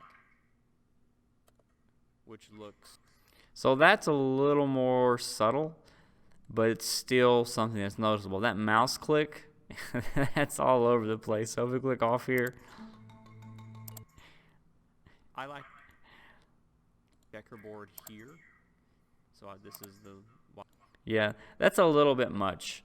I think that it's not so important that they hear that you can click on a mouse. It's not so important that they hear that. So I would just not use that at all.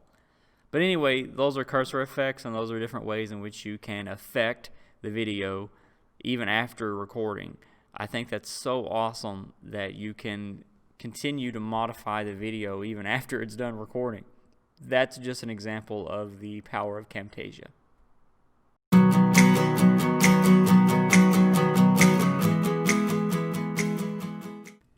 If we go to visual properties, we can do so by clicking on the video or the media on the timeline. Then we click on visual properties. The first thing that we see is the general section, and you can scale the video to a certain percentage, and you can also adjust the opacity, which basically adjusts whether or not it's visible or not visible. You can rotate the video. As you can see, I just clicked 5 times and I've rotated it. We can rotate on the y-axis and the x-axis. We can position on the X and the Y and the Z axis, and then we have some visual effects. We can drop shadow. In this case, that doesn't do a whole lot. Different directions, opacity, blur. We can colorize. So here, that's a really interesting color. It actually, ironically, pops the video a little bit. That looks nice. You can colorize in different colors. So this is nice to play with. That makes it look a little bit more real, I guess you could say. The darker. That's a little too dark. So yeah, you have different things that you can play with here. You also can adjust the border. So here we have the thickness of the border. As you can see, there's a border there.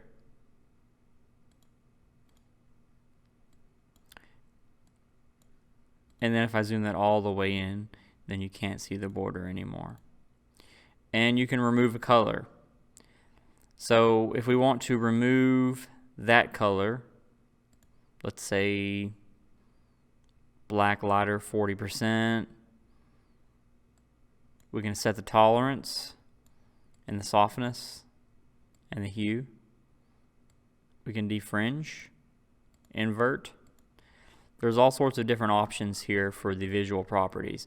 Visual properties is not just a thing that tells you, okay, this is what your media looks like, this is how much space it is, and this is how long it is. You can actually do a lot of editing here. Now, it's not really as powerful as, for example, Adobe Premiere Pro in terms of video editing, but at least it's something that you can do. And when all is said and done, you can hit reset, and reset, reset, reset, reset, and start to go back from where you were. So if you don't like something, you can always reset it. And that's visual properties.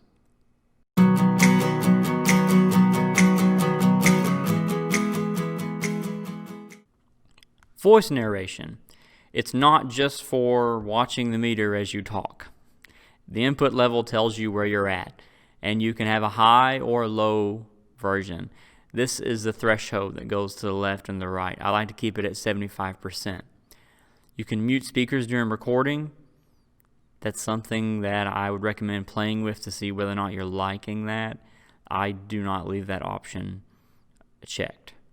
You also have the audio setup wizard, which will, in this case, I'm using a blue snowball. You can go through the audio format, take a look at what you want to do, and then adjust your volume from there, and then click finish.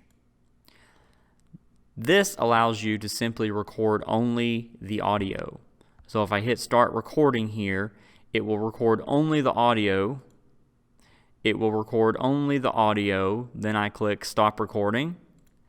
And then I can save the file as a WAV audio file. And in this case, I don't really want to save the file, so that's pretty much all that I want to do. If you want to do a voiceover for a PowerPoint slide, fix something, or just create an audio file without creating anything else, this is a great thing to do. That's voice narration.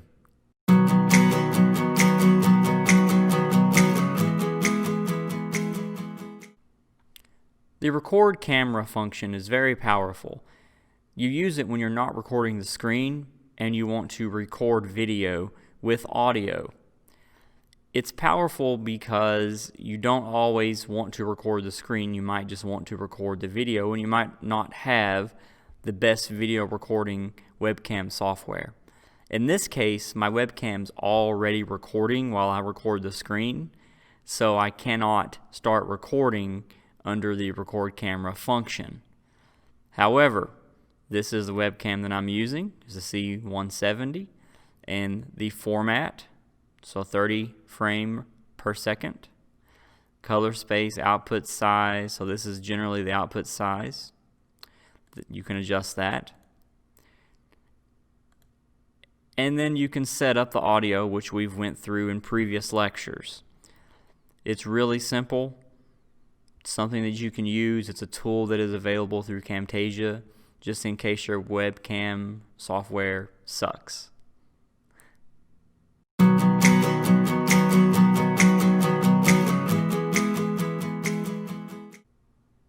The captions function is very powerful. It is also ADA compliant. For the global settings, you can adjust the font, the size, the color, background color, as well as alignment, and show captions within the video or media itself or outside if you're reading from a script. You can also click to paste script or add a caption. So in this case, I have right-clicked and clicked paste, and I have hello world, something I typed in earlier. And then I'm going to go here and do that again. So now I'll have hello world, and then a few seconds later, once again, hello world will pop up. And that's basically how you create captions. If you want to create captions that have multiple layers, then you can do so by simply importing the captions as an actual file. And it will load all of those captions and it will display them throughout the course of the video. Just make sure to play around with that. Make sure that it goes along with what you are actually going over. And other than that, it's pretty simple. You can also go to speech to text, and when you do that, you have to make sure that the audio and the recorder can understand your voice. Otherwise, it will sound like a whole bunch of gibberish. Other than that, that's all that there is about captions.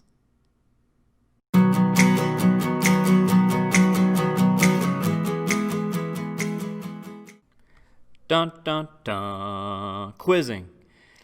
If you've been keeping track of my attitude throughout this course, I've hinted several times that I don't recommend quizzing. So before we get into it, let me give you an idea of what quizzing involves. It's basically interactive quizzing that sends results to you. So I make the video, I quiz you, the viewer, you take the quiz at some point, either during the video or you go back and you take it, and then I get the results so that I can see how you did. And you also get results as well. You can also enable the feature to allow other people to see how their results were compared to other people, and so on and so forth. That's great in theory. So let's talk about the actual application. So if you want, you can add a quiz. When you do, the quiz function appears on the timeline. So you add a question.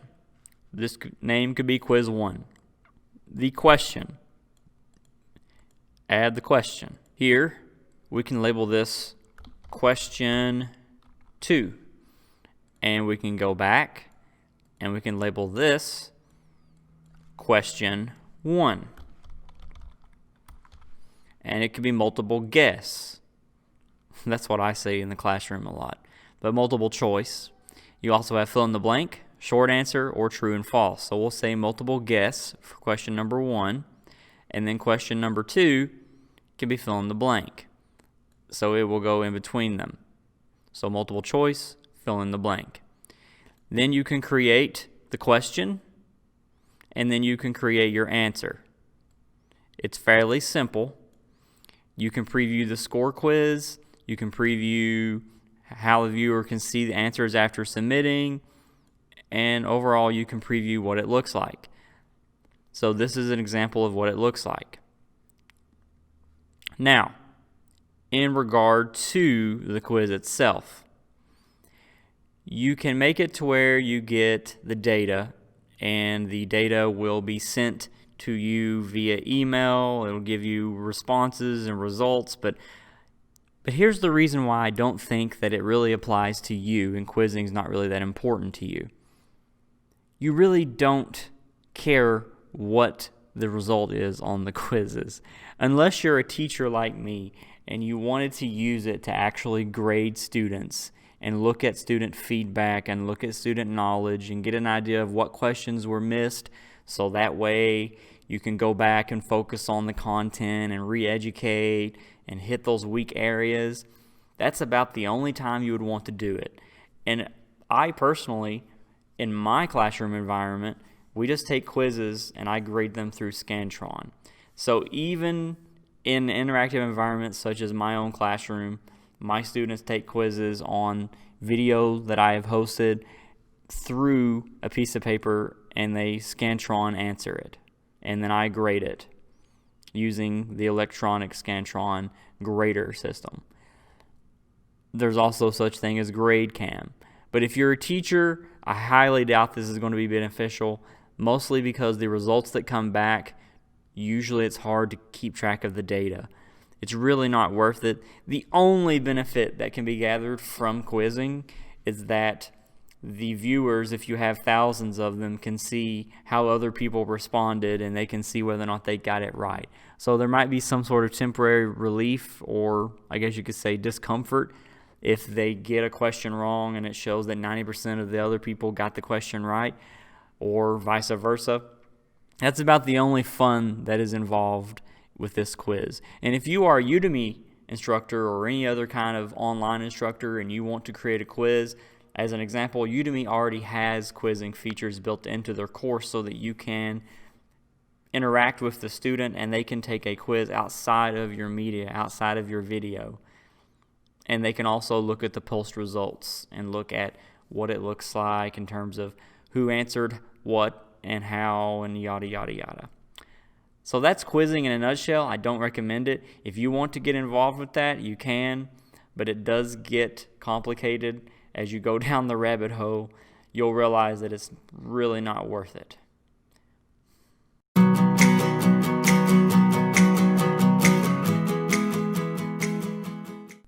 Let's look at top clip buttons. The first thing that we see is the zoom function. Zoom out, and on the right side, zoom in. Zoom out is signified by the fact that the magnifying glass is farther away, whereas zoom in is closer. So that's their own special way of, I guess, separating the images.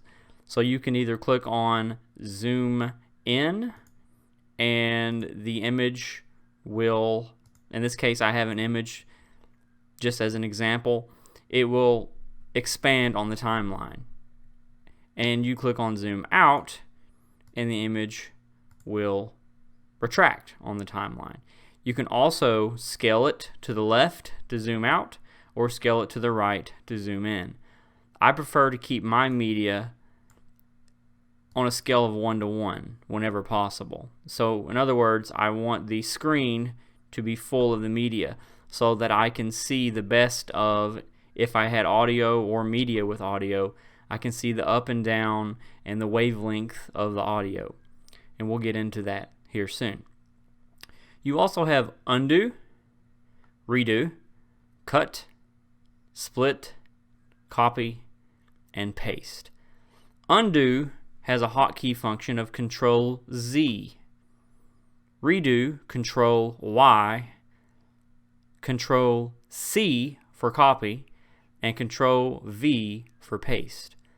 So let's say that I wanted to copy this image.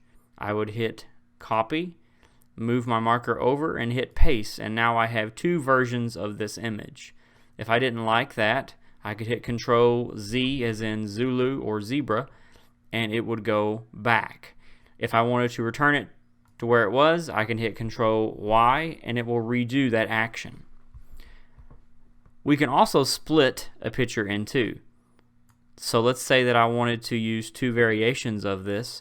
I could click the split function after clicking on the image, and it will create two different versions of this image that you can stretch.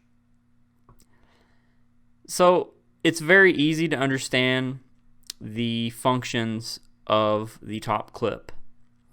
There's also the show or hide views for marker view and quiz view. The marker view represents sections or chapters that you can designate in regard to your project. The quiz view shows when on the timeline your quiz will pop up, should you have one. That's pretty much it for the top menu function. I'll see you in future lectures.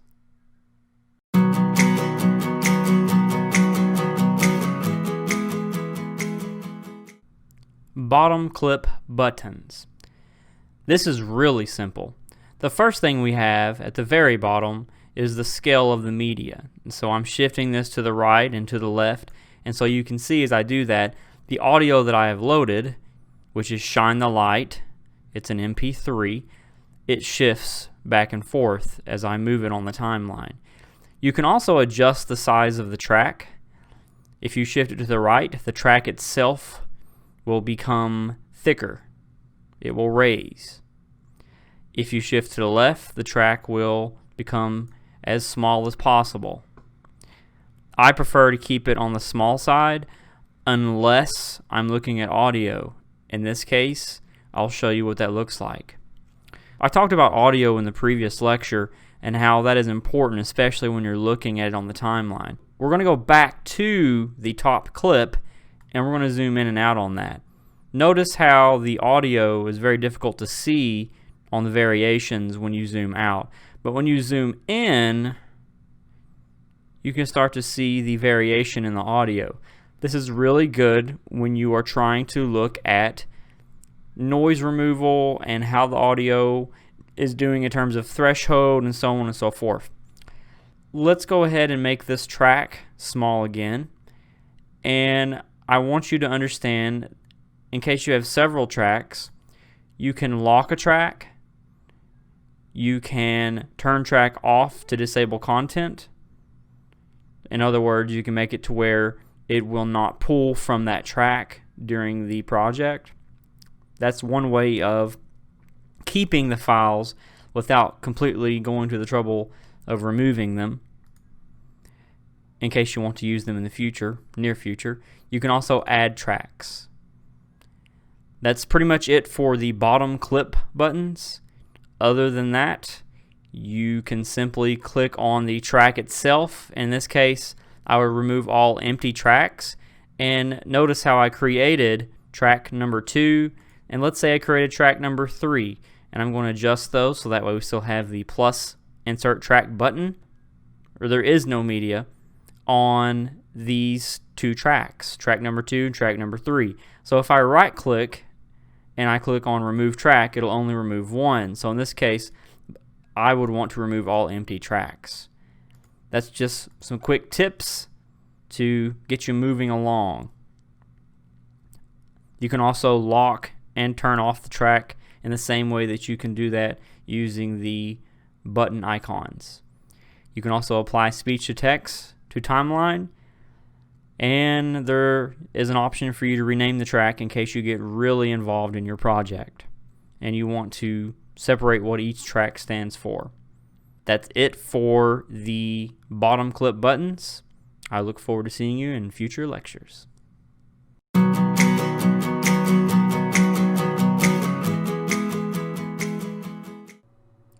By now, through my ranting about the timeline, you should know a little bit about it. Let's look at the timeline once again to make sure that we hit all the pieces. I'm going to zoom in on this particular content. So this is the beginning video, the intro to this lecture, timeline and marker. As you can see, I am slowly moving the marker forward, which gives you an idea of what the video looks like. And there's no audio to this. This is just a simple intro video that I used. And I will give you information in terms of how I produce this, by the way. Some of you might be wondering, how do you get that hand to do that? Type in all those things. I will help you with that. So I'm using this marker. I keep clicking on it and pushing it to the left, pushing it to the right. It's important for you to understand the marker basically tells you where you're at on the timeline at all times. Do not make the mistake of trying to edit something without realizing where you're at on the timeline. And by you, I mean where the marker is. The timeline is not as important as the marker itself. The marker has an in, a selection start. It also has an out, the selection in. You can highlight and play certain areas. So let's say that I wanted to just play a few seconds right here. I just highlighted that area. It's only going to play right now this, and then it'll go back. Watch. I hit play, and it goes back. I hit play again, I go back. Hit play again, go back. You get the point. If you want to edit something, let's say that I have this. I can double click right here and all of that will go away. Be careful.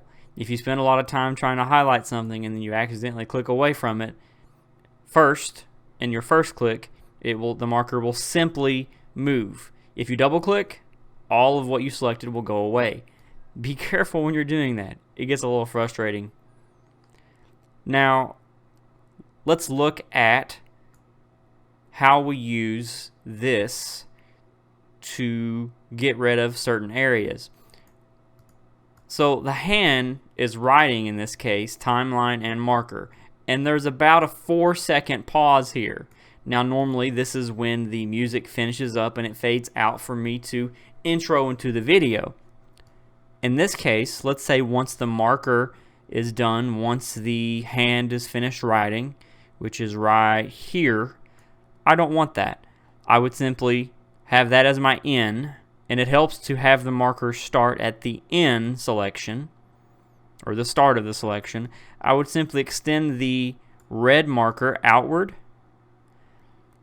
in this case all the way through. And it will normally snap at the end, and you can see because it has that yellow marker. If I click here, it has that yellow going all the way down.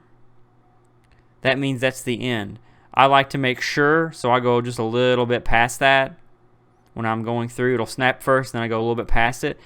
And I can either right click and deselect, copy, paste, delete, add playhead selection to library. I don't really do a lot of right clicking in this case. What I do is just hit the delete button and it trims it out. It's pretty simple. I can hit Control Z if I mess up, double click, and readjust. This is really nice. The marker is your friend. The clip marker is your friend. Use this wisely. Use it to get rid of little hiccups, get rid of filler words, get rid of mistakes, trim out areas where you pause and sit and think for 30 seconds about what it is that you're going to say next. You can use this to clean up your production. I will see you in future lectures.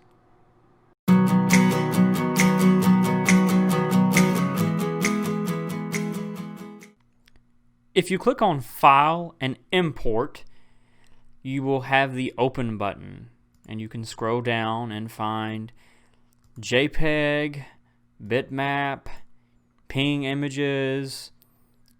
You can find MP4. You can find all sorts of media, and just click on it, double click on it, or just click and click Open, and you will open that media. Camtasia supports a lot of different media. You can upload through File Import. You can also minimize or condense the window for Camtasia Studio and drag media from a folder or from your desktop onto the clip bin area. That's also something that you can do. Importing is really simple. It's something that you have to be able to do. You can't just use the resources within the library of Camtasia to create your videos. The resources in the library of Camtasia are simply tools that should be used to enhance your production. I do recommend, if you don't have any resources that you can think of, if you don't have your own camera and your own photos and videos, you can find all sorts of royalty-free Creative Commons media, photos, videos, music online. I recommend that you check out the terms and conditions for those websites. Do they have a business restriction that has a certain count up to maybe 10,000 viewers, and then after that you can't use it anymore? If they have certain restrictions, you might want to avoid those types, but if they're just fully something that you can use and there's no restrictions whatsoever, then that's something that you should look into. So you could just simply Google Creative Commons or royalty-free images or music or video and go from there and find the media that you want to work with. You can also use different markets. You can find all sorts of different websites that have those options. You can purchase the resources, you can purchase media. You have a lot of options here. That's pretty much it for importing on the basic side.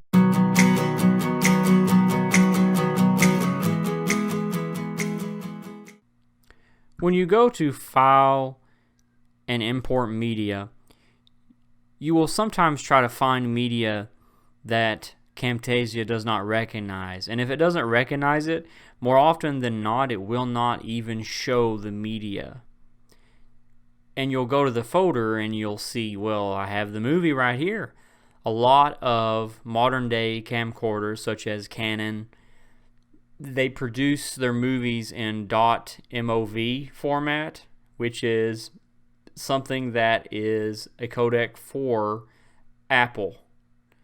And the easiest way to get Camtasia to recognize that particular format is to go to quicktime.com. When you type in quicktime.com, so as an example,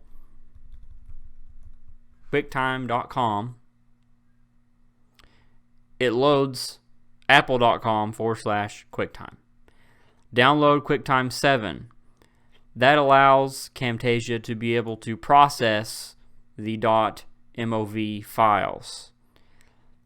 Any file that Camtasia does not recognize, it does give you helpful suggestions in terms of where to go to get the necessary software so that Camtasia understands what it is that you're trying to import. That's a very nice feature that's built in. I think it's something to be said for the support of Camtasia Studio compared to a lot of other softwares that simply don't address any of those issues. So once again, if you're trying to import a .mov file, which is a video file, from something that you just recorded using a Canon or any other type of video recording software or device that produces .mov, you have to have QuickTime to be able to recognize that file so that Camtasia can actually import it. With that said, that is advanced importing in a nutshell.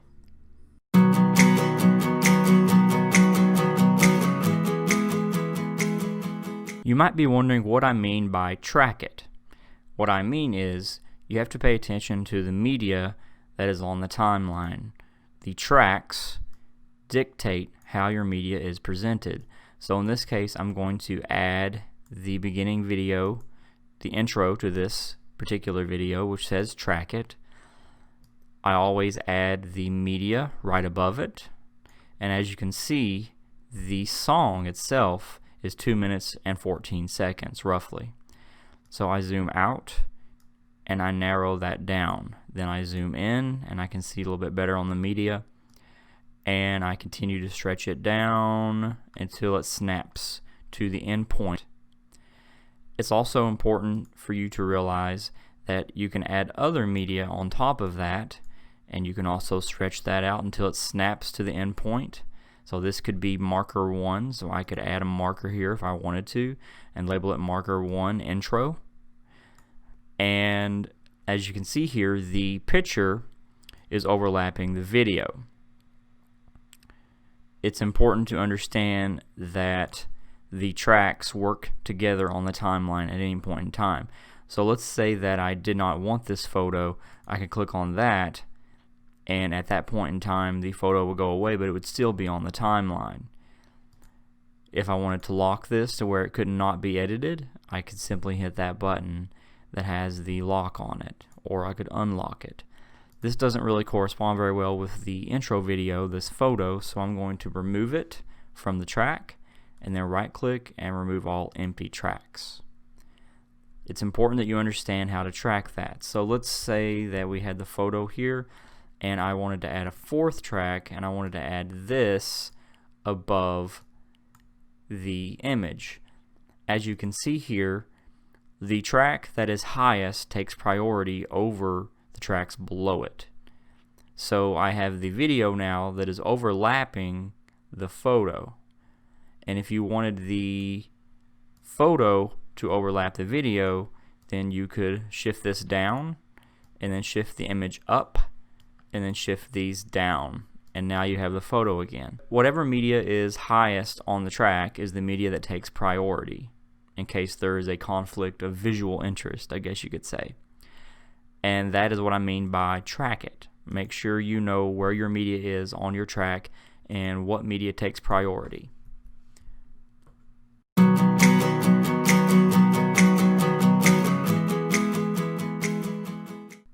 When it comes to hearing it, sound is everything. I am going to place the audio on top of the track because that's just the way that I prefer it. And here we have the intro to the track it.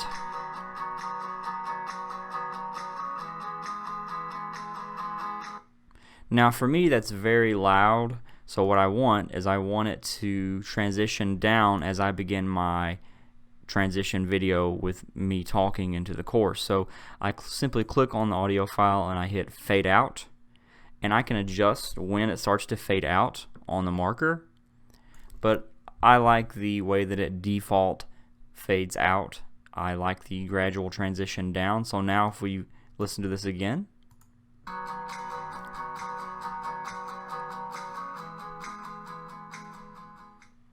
so that does seem a little bit more professional. It has a natural decline in the audio. So when I add a recording now, I can snap it to this and it will naturally transition. You might be wondering what I mean by track it. So there you go. That is important when it comes to creating sound effects that seem very smooth. And whenever we are looking at media, you can also look at enabling noise removal. So if you have noise in the background, you can enable volume leveling, and I covered this in previous lectures, but just as a reminder, in case you loaded a file that had audio that you didn't want, you could simply click silence and it would remove that media. I'm going to hit Control Z and go back because obviously I want to keep that sound. You can increase the volume just in case you recorded and the audio was not high enough for you. You can use the volume up function and you can increase on either one of the clips the volume level so that your voice is louder. The tracks. Now I'm going to go down to undo on that because I like my audio at this level. I've tested it for over an hour and I like the way that my voice sounds, so I don't necessarily need to adjust on this microphone. That is on the timeline.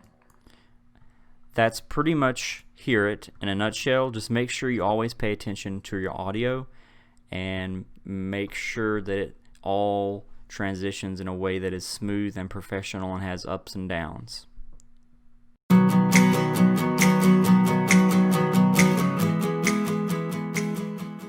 Stretch it. I want you to understand that when you add clips to the timeline, you have to make the media conform to your wishes and not the other way around. You don't conform to the media conforms to you. So I'm adding a photo here, and I'm also adding the intro video to stretch it. Here, as you can see, we still have the song and it takes up quite a bit of space. So I could snap it to this and I could extend this out and attach that to the music. Keep in mind that you can also extend the music out more and the music will continue to produce itself up to the point in which it ends. So just because you stretch it down and you decrease the amount of time, it doesn't actually get rid of the song. So keep that in mind. Camtasia has that built in. It understands that you might want to adjust the music, and you also might want to adjust the way that the picture appears. So here we have this.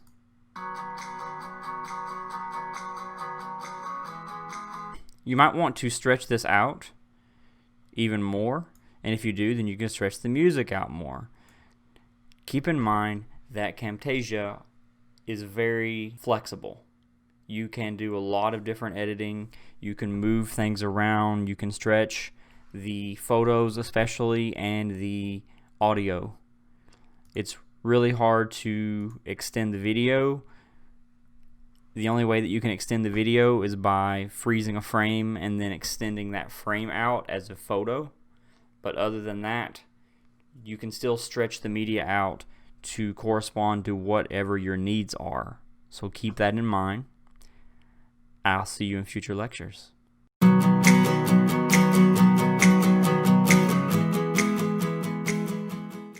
Copy it. I have preloaded the Shine the Light track onto the media timeline, which is 2 minutes and 14 seconds. I've also preloaded the Copy It video, which is 6 seconds, and the photo, which is 5 seconds. If we zoom in on the timeline, we can see that obviously there's a lot more music than there is media, photo or video.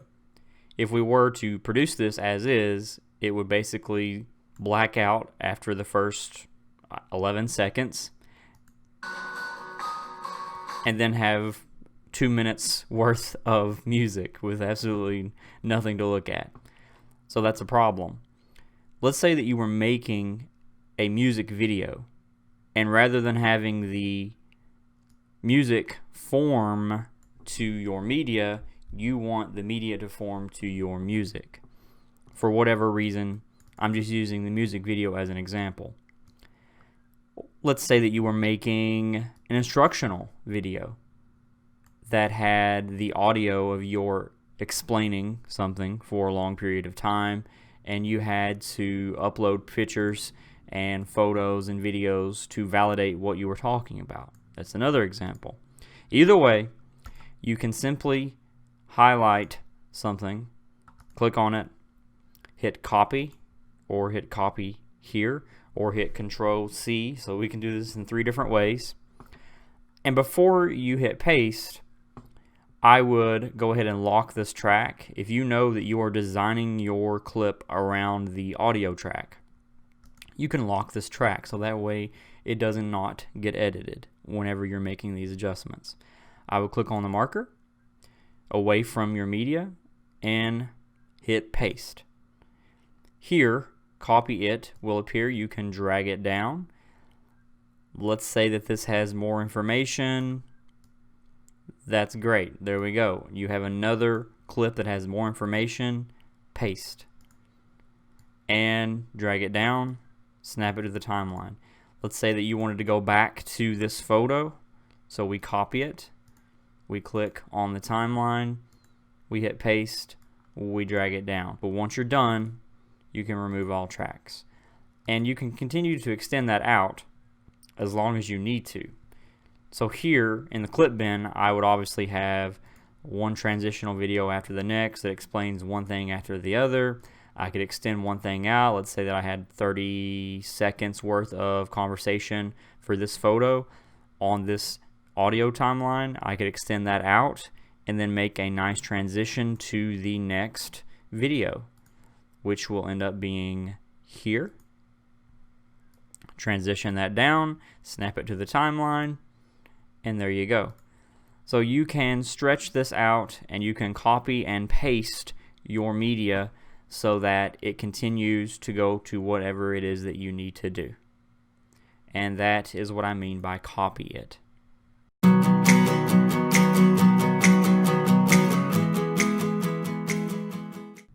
Hi-ya!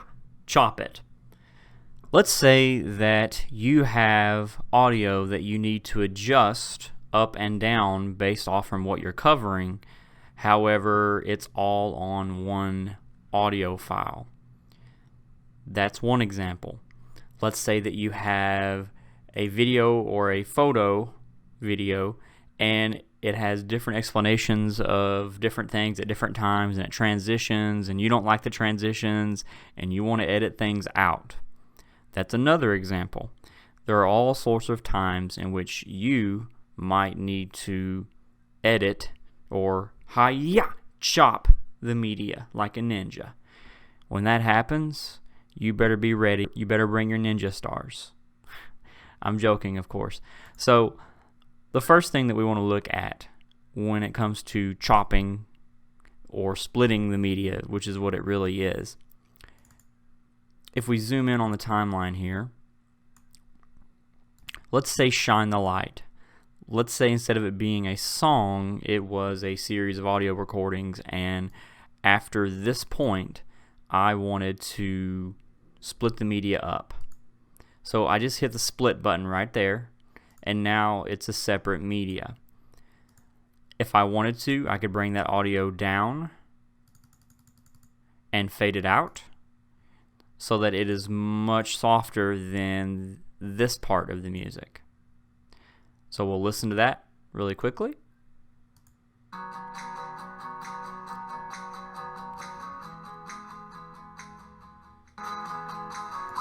So as you can see, there's a difference. When it transitioned to the other song, the video was, or the song rather, the music was higher. And you can go further. You could lower the volume even more. Let's really lower this volume. Let's listen to it again.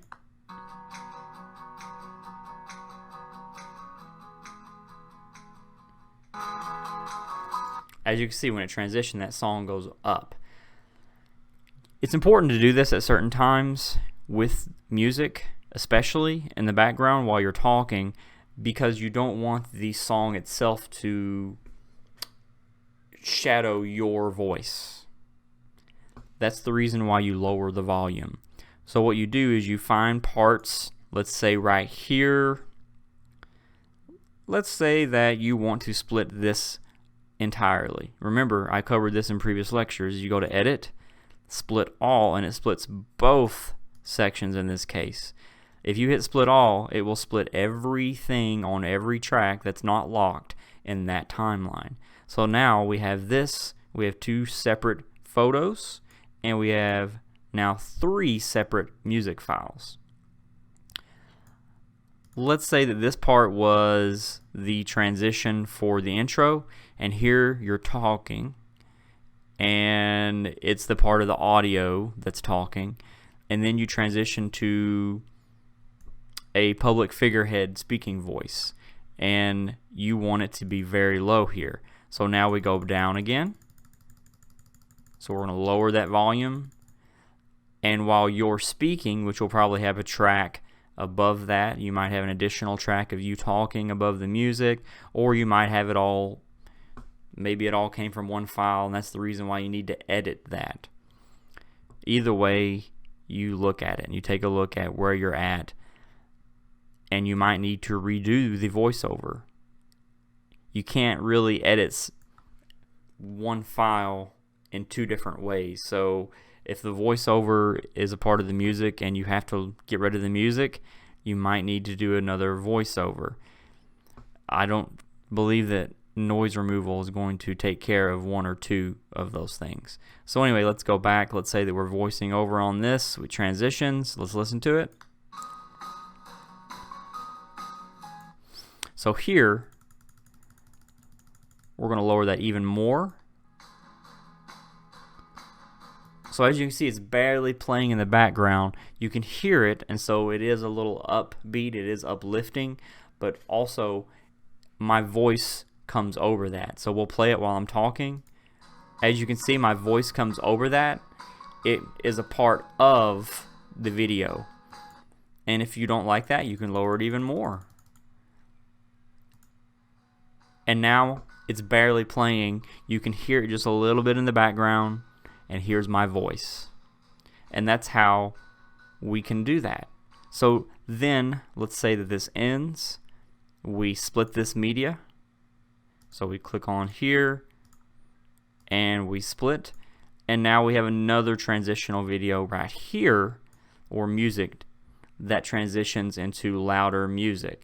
So let's say we want to turn this back up. We will do that. We will click, click, click, click, click all the way up to where we want it again, and now it starts playing.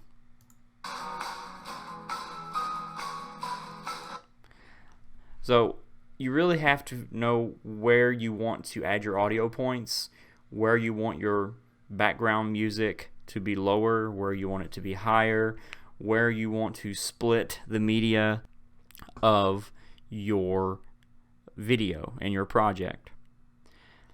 It takes a little bit of time and effort, but once you master it, you can do it really quickly and it will look great. I'll see you in future lectures.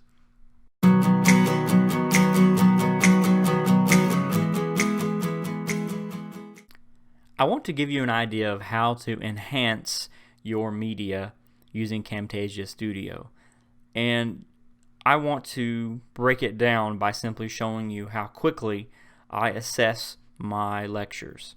So I'm going to start when I say go, and then I'll let you see just how long it takes me to do what I do. Ready? Go.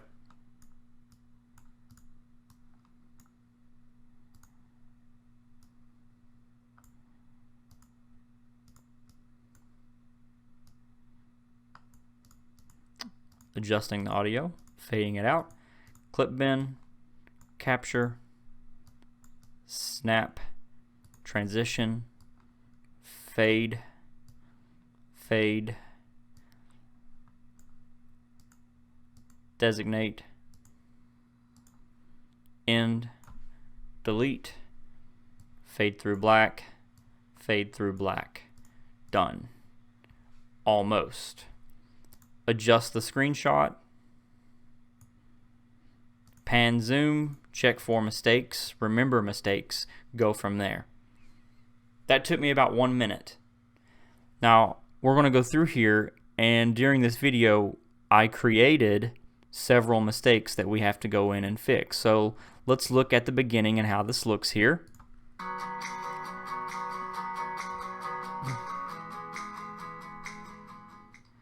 So several things happened just then. I have a 6-second intro video followed by a transition to fade on each side for the capture of my face and the capture of the screen. I also have a 6-second intro of the audio which fades out after the 6 seconds so that it naturally introduces my voice. And now we're going to look at the rest of the media. Hello, my name is Justin Owens, and I would like to thank you for listening to this sample of Enhance It. In this example, I'm going to make a stuttering mistake. Alright, so let's zoom in now. I, on purpose, made a stuttering mistake, which happens. We stray our words, we pause a lot, we do things that make us want to go back and re-edit what we were doing. And I really don't want to go back all the time and redo the video every single time there's a simple mistake. The best thing that you can do is this. Zoom in on the timeline where you know the mistake occurred as soon as you hear it. Go back and listen. In this example, I'm going to make a stuttering mistake. Alright, so right here, when it goes up and down, up and down, up and down, up and down, this is where the mistake occurs. So what we'll do is I will set that on my marker as my end or starting point. I will use the red marker, shift that to the right, and then I will hit cut, and it will simply cut and stitch it back onto the timeline, keeping the file intact. Watch. So now this is still a part of the timeline. It's still all one file, and there it is. It should be fixed. Let's go back and see what it sounds like. Well, let's go back again and take a look at that. So I'm going to hit Control Z and Control Z again and Control Z again to go back to right before I made those changes. So let's look at this. If we put our marker on the beginning point of our selection, we can review it. So what I would do in this case is I would simply remove the other repetitions of the actual voice itself, and we'll see if that doesn't improve the audio to make sense. Okay, stuttering mistake. There you go. So now that is fixed. So if we go back and we listen to it just one more time to make sure. this example, I'm going to make a stuttering mistake. And there was no stuttering mistake made because we've already fixed it. Let's continue to listen. And that is something that we need to fix in the timeline. We also need to... So there was a long pause just now. That also occurs, I'm sure, once you are producing video. You might lose your train of thought. You might reevaluate what you're doing. You might get confused and need to redo what you're doing. The easiest way to catch that is to look at the audio on the timeline. As you can see here, this is when it started. And this is when the silence occurred. And there is no movement in the audio here. So I can simply highlight this part and I can cut that out and it will skip it entirely. Once again, keeping the file intact. Here we are. So let's listen. We also need to fix pauses. So there you go. We just fixed that immediately. It was one of the easiest ways to fix that. You don't really need to zoom in a whole bunch. You just need to see where the mistake occurred. Where we think forever, like what just happened then. So we have another pause that we need to fix. So we're going to go through there and we're going to fix that pause. I'm going to zoom in on the timeline. I'm going to set my marker on the N, which will be the beginning. N being IN, not END, not the end. We're going to set our marker at the beginning of the selection. We're going to use our red marker, the end section, the selection, to cut that out. And then we're going to replay that once more. Where we think forever, like what just happened then. So there we go, that is fixed. Let's continue to listen. Or situations where we repeat ourselves. Alright, so that just occurred. We have a situation where we have repeated ourselves, so we want to make sure in some situations it's probably not the best idea. Sometimes you might repeat your words to emphasize a little bit more what you're trying to say, but sometimes you might be stuttering or repeating your words in a way that doesn't really educate. So let's go back and try to fix that. Repeat ourselves. Okay, so repeat ourselves started about right here the second time around, so I'm going to select that, and to make sure I'm going to bring the marker over, and we're just going to simply play the selection over. Repeat ourselves. So we're going to bring that over just a little bit more, and we're going to play it again. Repeat ourselves. Just a little bit more, and we're going to play it again. Repeat ourselves. Okay, I'm going to bring that to the right a little bit so that way I don't have a little wisp at the end whenever we transition. And we're going to listen to it one more time. Repeat ourselves. Perfect. And when I remove this, it should sound great. Repeat ourselves. And we have another pause here, so I can simply go back. And if you wanted to, you can mix it up a little bit, and you can start your marker at the end point, and then you can bring to the left the beginning because you know where you need to start, and just hit cut, and there we go. We can cut that information out so that way those long pauses go away. Where we repeat ourselves. These are things that need to be fixed. So there's a little bit of, that's a little too fast. So what I'm going to do instead is I am going to bring that a little bit more this way. So that way there's somewhat of a natural pause there. And we're going to cut that. And then let's see what it sounds like.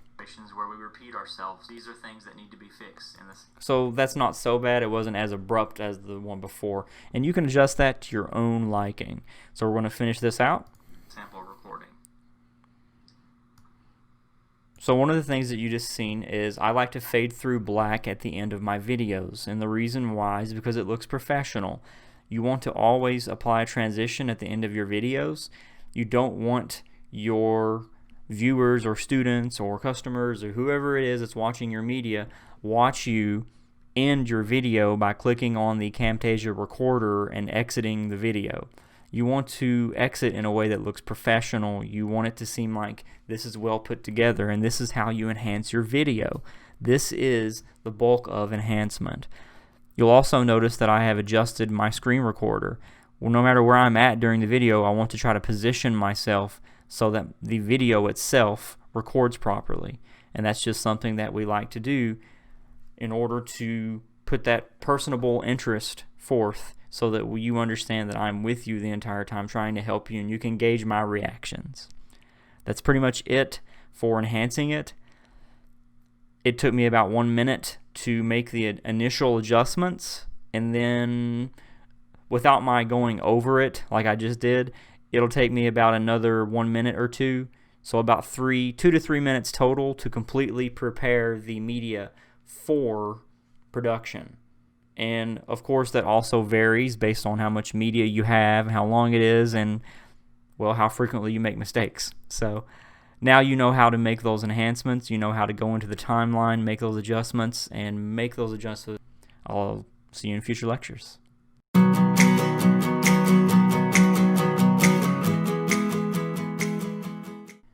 I just want to quickly make sure that you understand there's a difference between the project and the production. So on the project, we have the clip bin with all sorts of files, and we have things on the timeline. And when we save a project, it looks like this. It has the little film strip with a green background, and it actually has, for file type, it says Camtasia Studio Project. And it's important to know that when you save your project, the project itself is completely dependent upon the files that it pulls from. So you need to make sure to save your project in a folder that has all the source files in it. And that is very important. And the difference between the project and the production is that the project, think of it as something that is constantly evolving, something you can constantly work on, and it's there, the blueprint. It's the blueprint to the building. The production is the brick and mortar. The production is what you do with it. It's the nails, it's the screws, it's how you shape it. And when you do the production, so if we were to, just going back a little bit, save project as, that's how you save it as a project file. But when you do production, for produce and share, well, there's no media on the timeline, so I'll quickly add something. We'll add that photo, and then we'll add just something on the timeline. Then we're going to produce and share. So it comes up with this, and then you select how you want to share it, as a video or so on and so forth. The project is a source file with your blueprint of what you want to do. Your production is the post result of what you're doing, the video. It is the end. It's the commercial of what it is that you're making. So just make sure that you understand the difference.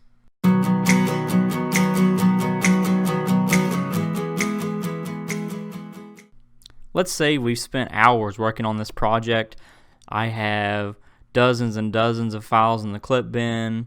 I went ahead and went to File and Produce, and I made a wonderful HD video, and there's no possible way that I can make it any better. So I'm going to close because I'm so tired for the day. It's time to leave. We're just going to close this. Save changes to Untitled Cam Project. Hit cancel, and let's talk. First of all, you need to understand that saving your project is critical. The reason why is because after you've made your project, assuming that your project is not of top-notch high quality, assuming that you've done what Camtasia normally does, which is produce the video at 50% quality output to save file space, you might need to go back and change your project. And if you need to go back and change your project, you're not going to be able to find it unless you save it. So we're just going to save as, and we're going to type in the number 1 just to save it. And you need to keep your source files. The reason why you need to do that is because when you need to go back and change it, maybe mix some things up, maybe there was something you forgot to add, so on and so forth, you have to have those files. And some of you say, well, I'll just use the produced video and I'll just load the video that I produced and then edit that. The problem becomes if you continually produce the video at half the output and then at half the output again and then again, the overall quality of the video will be reduced to the point to where it looks like a grainy, pixelated 1920s movie. So you have to maintain and keep that quality and always understand what you're working with at the highest quality. Whenever Camtasia produces the video, it is produced at a really nice file size. These recordings that I'm producing are usually less than 30 megabytes total, even for files that take 10 minutes of recording. So that's really nice. Just remember, you need to keep the quality, maintain the project, maintain the source files, keep it all under the same folder labeled project, whatever it is that you want to name it, and maintain that project. So that way you can make changes in the future.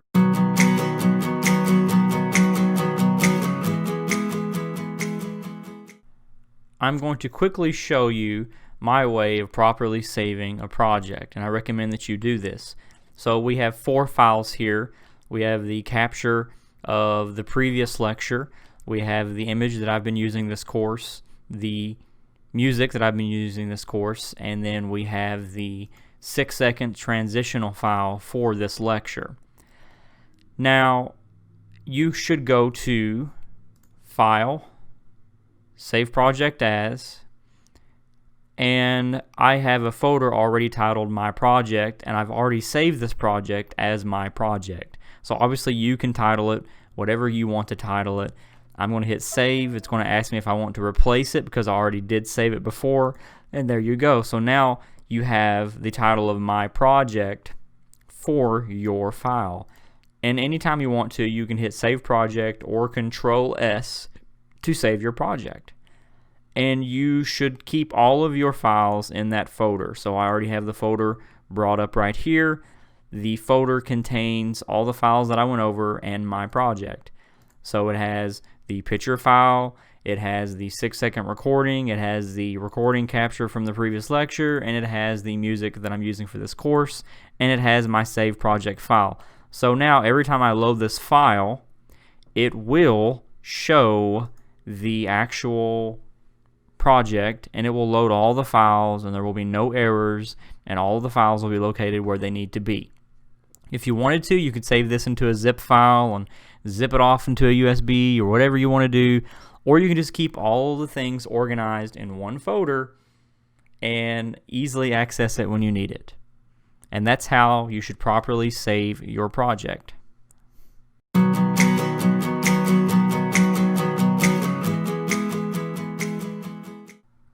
If you click on Produce and Share, you are presented with a lot of different options. You can share to screencast.com, Vimeo, Google Drive, YouTube, My Places, MP4 only for 480p, 720p, 1080p, MP4 with Smart Player for 480p, 720p, and 1080p. You can do custom production settings, and then you can add or edit a preset.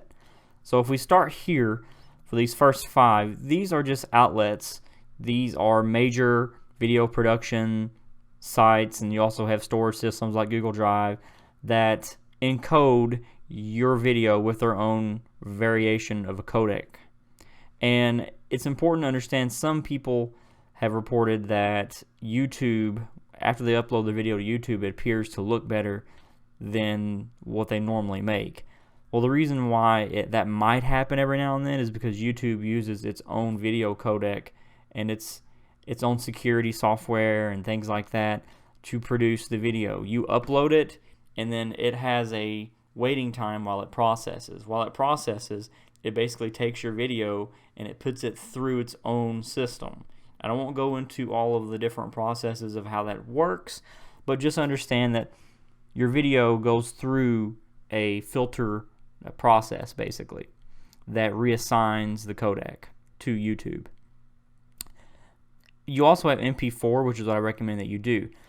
I always recommend that you do MP4 only up to 1080p, and the reason why is because if editing dimensions are larger than 1080p, the video is automatically scaled down during production. So in other words, if you look at this file, the image that I have on here is 4 by 300, 460 by 300.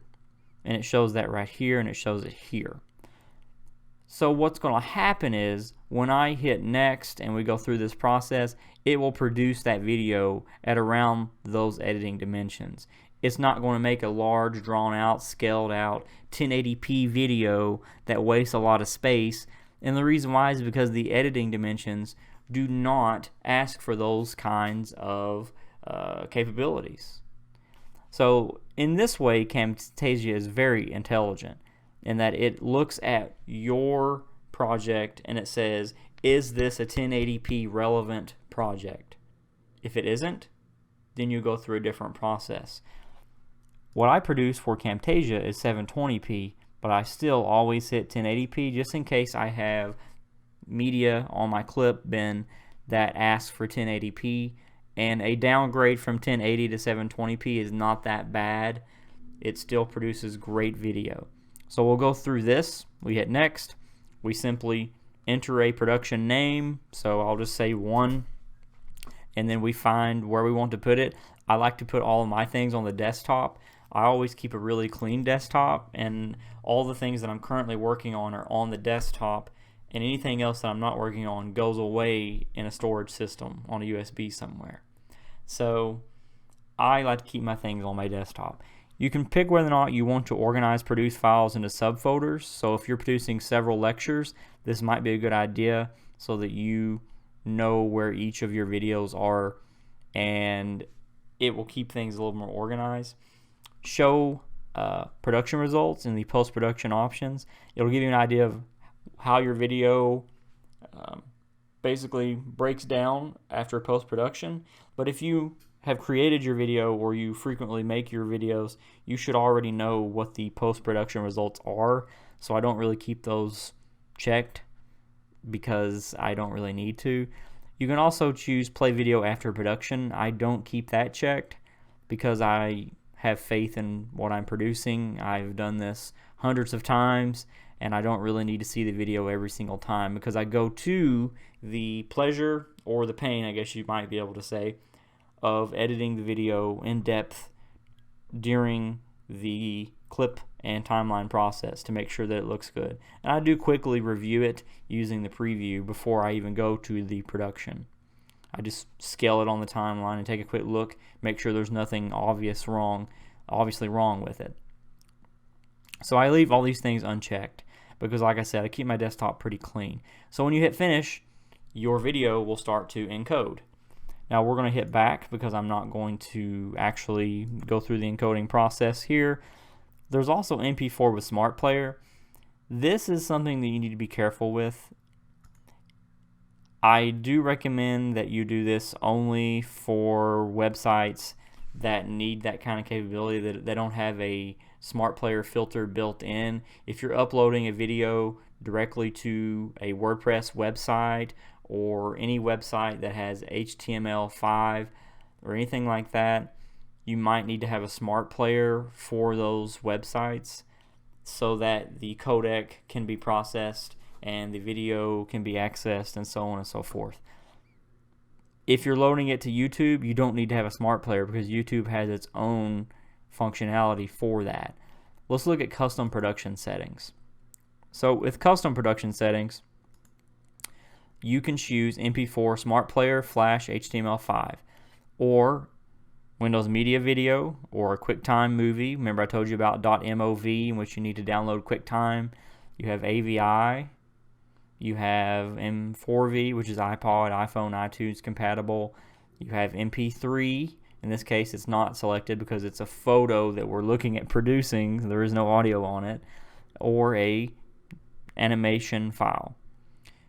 So most always you should just go with MP4. It is the recognized format for online video production and sharing.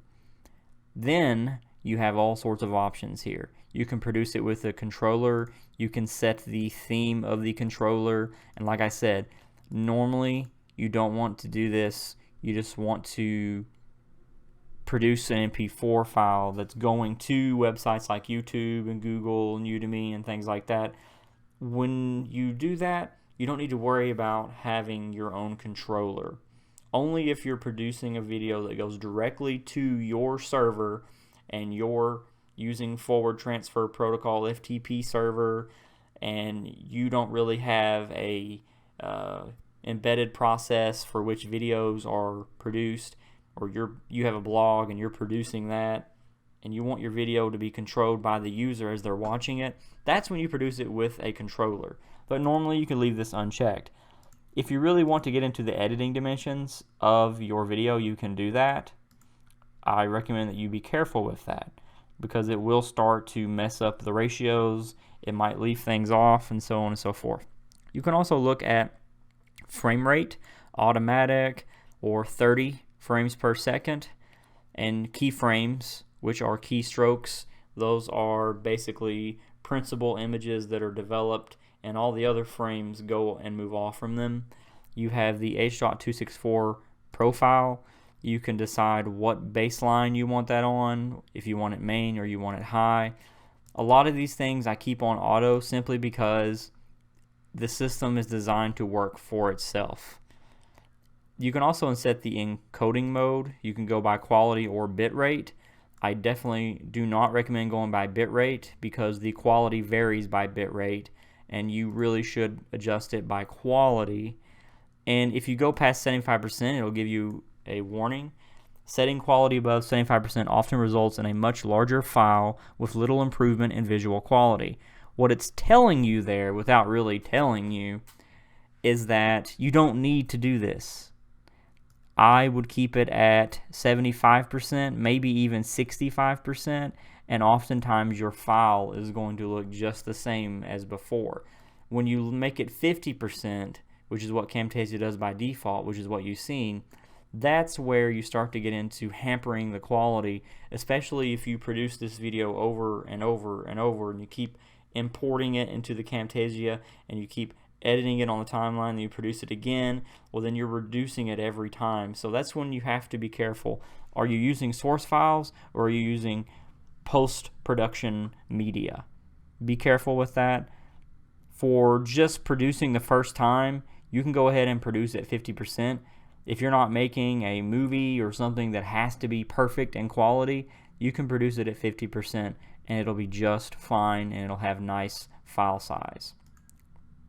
After that, you look at audio settings. In this case, we don't have audio, so when you go through audio settings, it'll ask you for the certain things, what bit rate do you want your audio at, and so on and so forth. And then you have options. Options asks you about watermarks.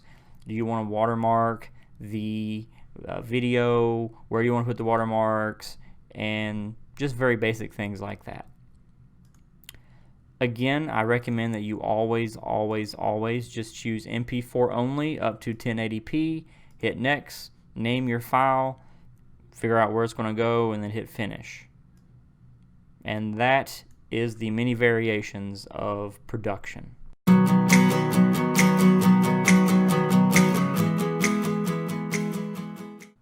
Let's take a look at the recorder bar. So we have capture, effects, tools, and help. Capture, you can stop, delete, you can hit record, select area to record, lock to application, record audio, record webcam. Effects, annotation, add system stamp, add caption, use mouse click sounds and options. Tools, studio, menu maker, player, screencast.com, recording toolbars, and options. You can go to options when you're not recording. And then you have Camtasia Recorder Help, tutorials, technical support, send feedback, TechSmith on the web, basically takes you to the websites, and about Camtasia Studio. The most important part about the recorder, obviously, is the bar itself. You have the duration. This is how long it's been recording, 1 minute. And you have audio. You can adjust the level. I have it set at 85%, I believe. Then we have webcam. This shows me an active preview of the window of the webcam.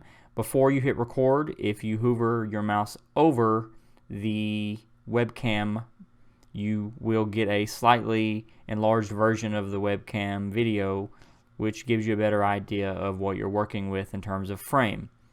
You can also hit delete at any point in time, and delete the recording that you're working on and reset. You can pause the recording in case you need to take care of something. If there's a noise, someone knocks on the door, you need to use the restroom, whatever it is, you can hit pause. You can hit stop, and when you hit stop, it will reset. It will allow you to either save and produce, you can cancel, or you can basically start editing the file and go from there. There are different ways that you can look at the toolbar. I prefer for the toolbar to not be visible during my recordings, except for example right now when I am recording about the toolbar. But this is just something I wanted to show you. This is how you actually record using Camtasia Studio, and you have to select the canvas size. So that will be something that's to the far left of the toolbar itself before you hit record. The canvas size, you can hit full screen, or you can select an actual range, or you can hit custom, and you can simply drag the window that you want to record. And it doesn't really matter how you do that as long as you capture the actual screen, because you can zoom and pan in the near future once you go to production. That's pretty much it for the recorder bar.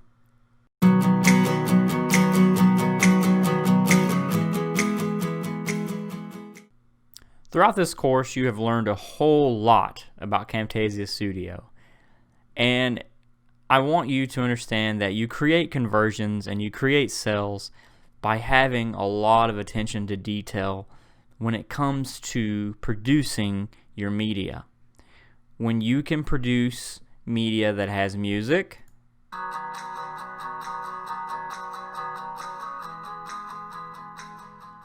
followed by professional transition, let's take a look at followed by your face in the video so that they can see how you are instructing them, followed by zooming in on what you want to talk about, followed by having a nice audio system where they can hear your voice crystal clear, recorder bar, followed by attention to detail and making sure that you're zooming in on the correct thing.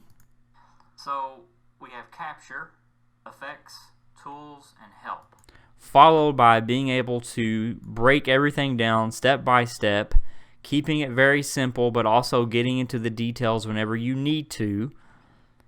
Those are the things that create conversions. Being a subject matter expert creates conversions. Paying attention to your transitions, letting people know that you mean business, that creates conversions. Building their confidence in you, building their confidence in their faith to believe that you can teach them is what creates conversions. And throughout this course, I have showed you all the different ways that I personally edit my videos. And that's how I create conversions. I am confident in the way that I instruct. I am confident in the way that I have outlined this course. I am confident in your ability to learn from what I'm teaching you. And I know that if you follow this, you can definitely create conversions and sales, and not just from a selling standpoint, but you can create students. Even if you're not doing this for money, you created all of these different videos and you've created all this because you want people to learn. You can reach them. It's just a matter of, do you show people how much you care through your small details? Or does it look like you put it together in just a few seconds and you are not really producing a lot of quality for them? What does it look like for you? Think outside the box. Think like the viewer. What do they see? That's how you create conversions and sales. And you teach.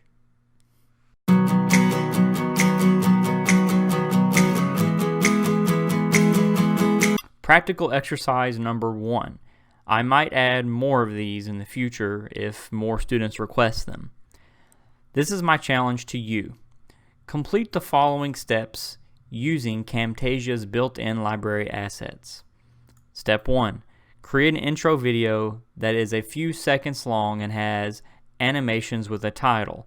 Include a song that plays at full volume. This should be exactly 15 seconds for the beginning. Step 2.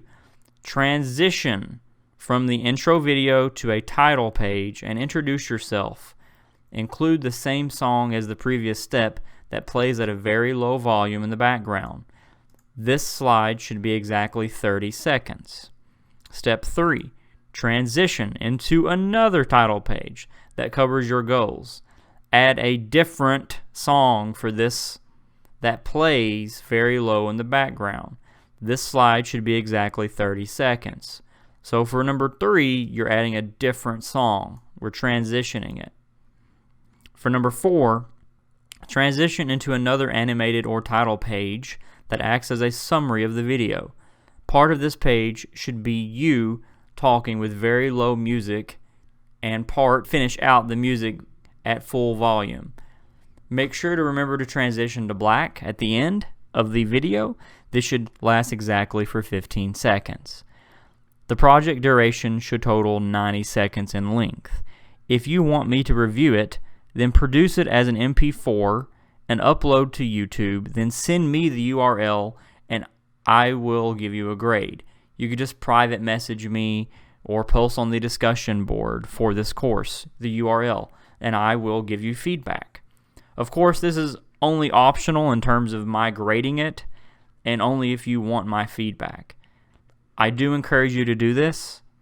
I have listed the steps. You probably are listening to this especially if you're on a phone, on an automatic playback feature for video. I have the steps outlined in this lecture description.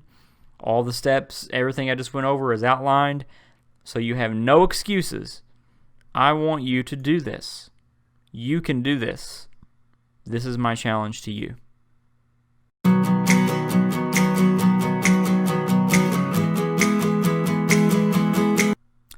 In summary, I want to get across the message that just because you take this course doesn't mean that you automatically become perfect at Camtasia.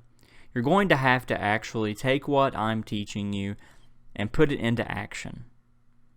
Load media, adjust files, adjust audio, adjust timelines, cut, split all, transition. Do the things that I've showed you. That's how you become really good at it. You can look, you can watch, you can listen all you want, but until you actually start and you load the files and you get into these types of problems that you run into, you have to go back and watch the videos again, that's when you really start learning. You find out what it is that you actually have that knowledge base in. So in summary, I hope that you like the course, because I certainly enjoyed making it. And I also hope that you learned everything that you need to be an expert at Camtasia. Crush the competition, make conversions, sales, and also teach students. I thank you so much for taking the course. It means a lot to me.